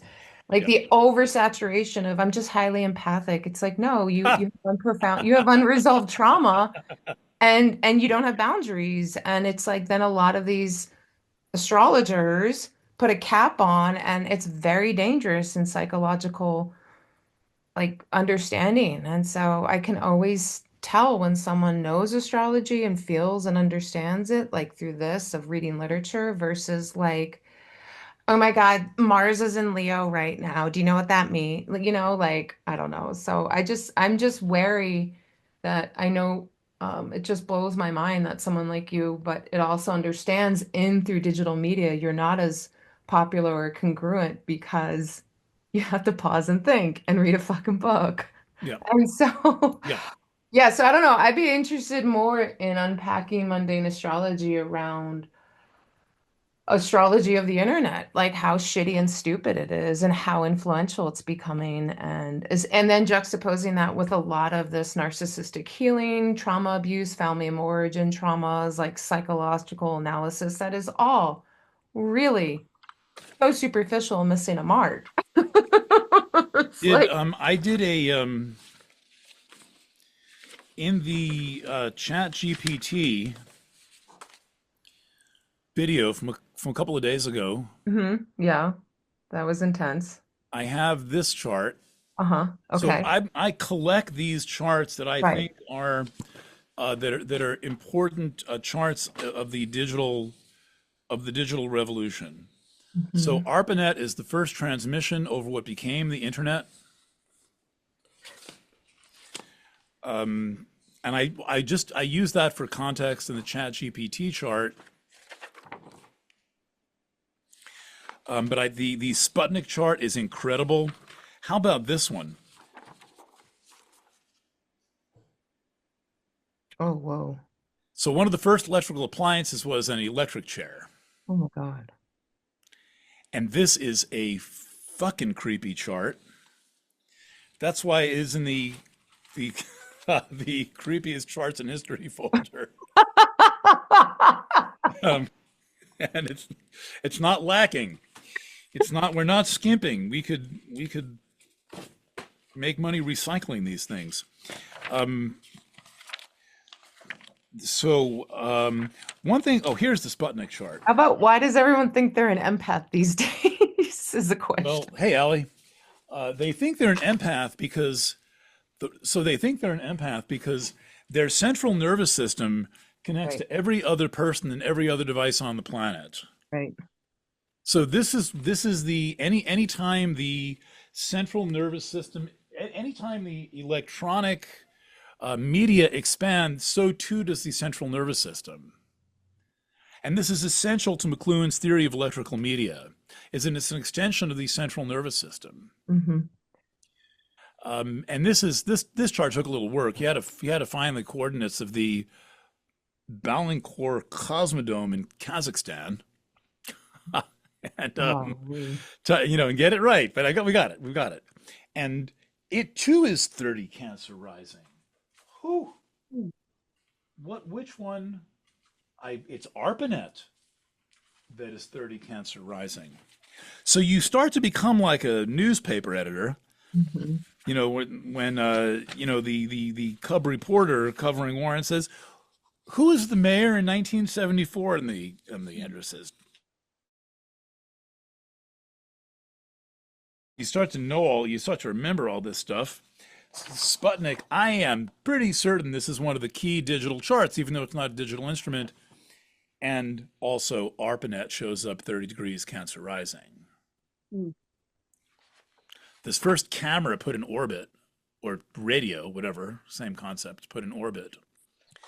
So this alone would be a fabulous, fun class to go through a series of these. And the one thing we didn't do with Anne Frank is we didn't take the now that I thought of it, well, what is it? Are there any references to radio in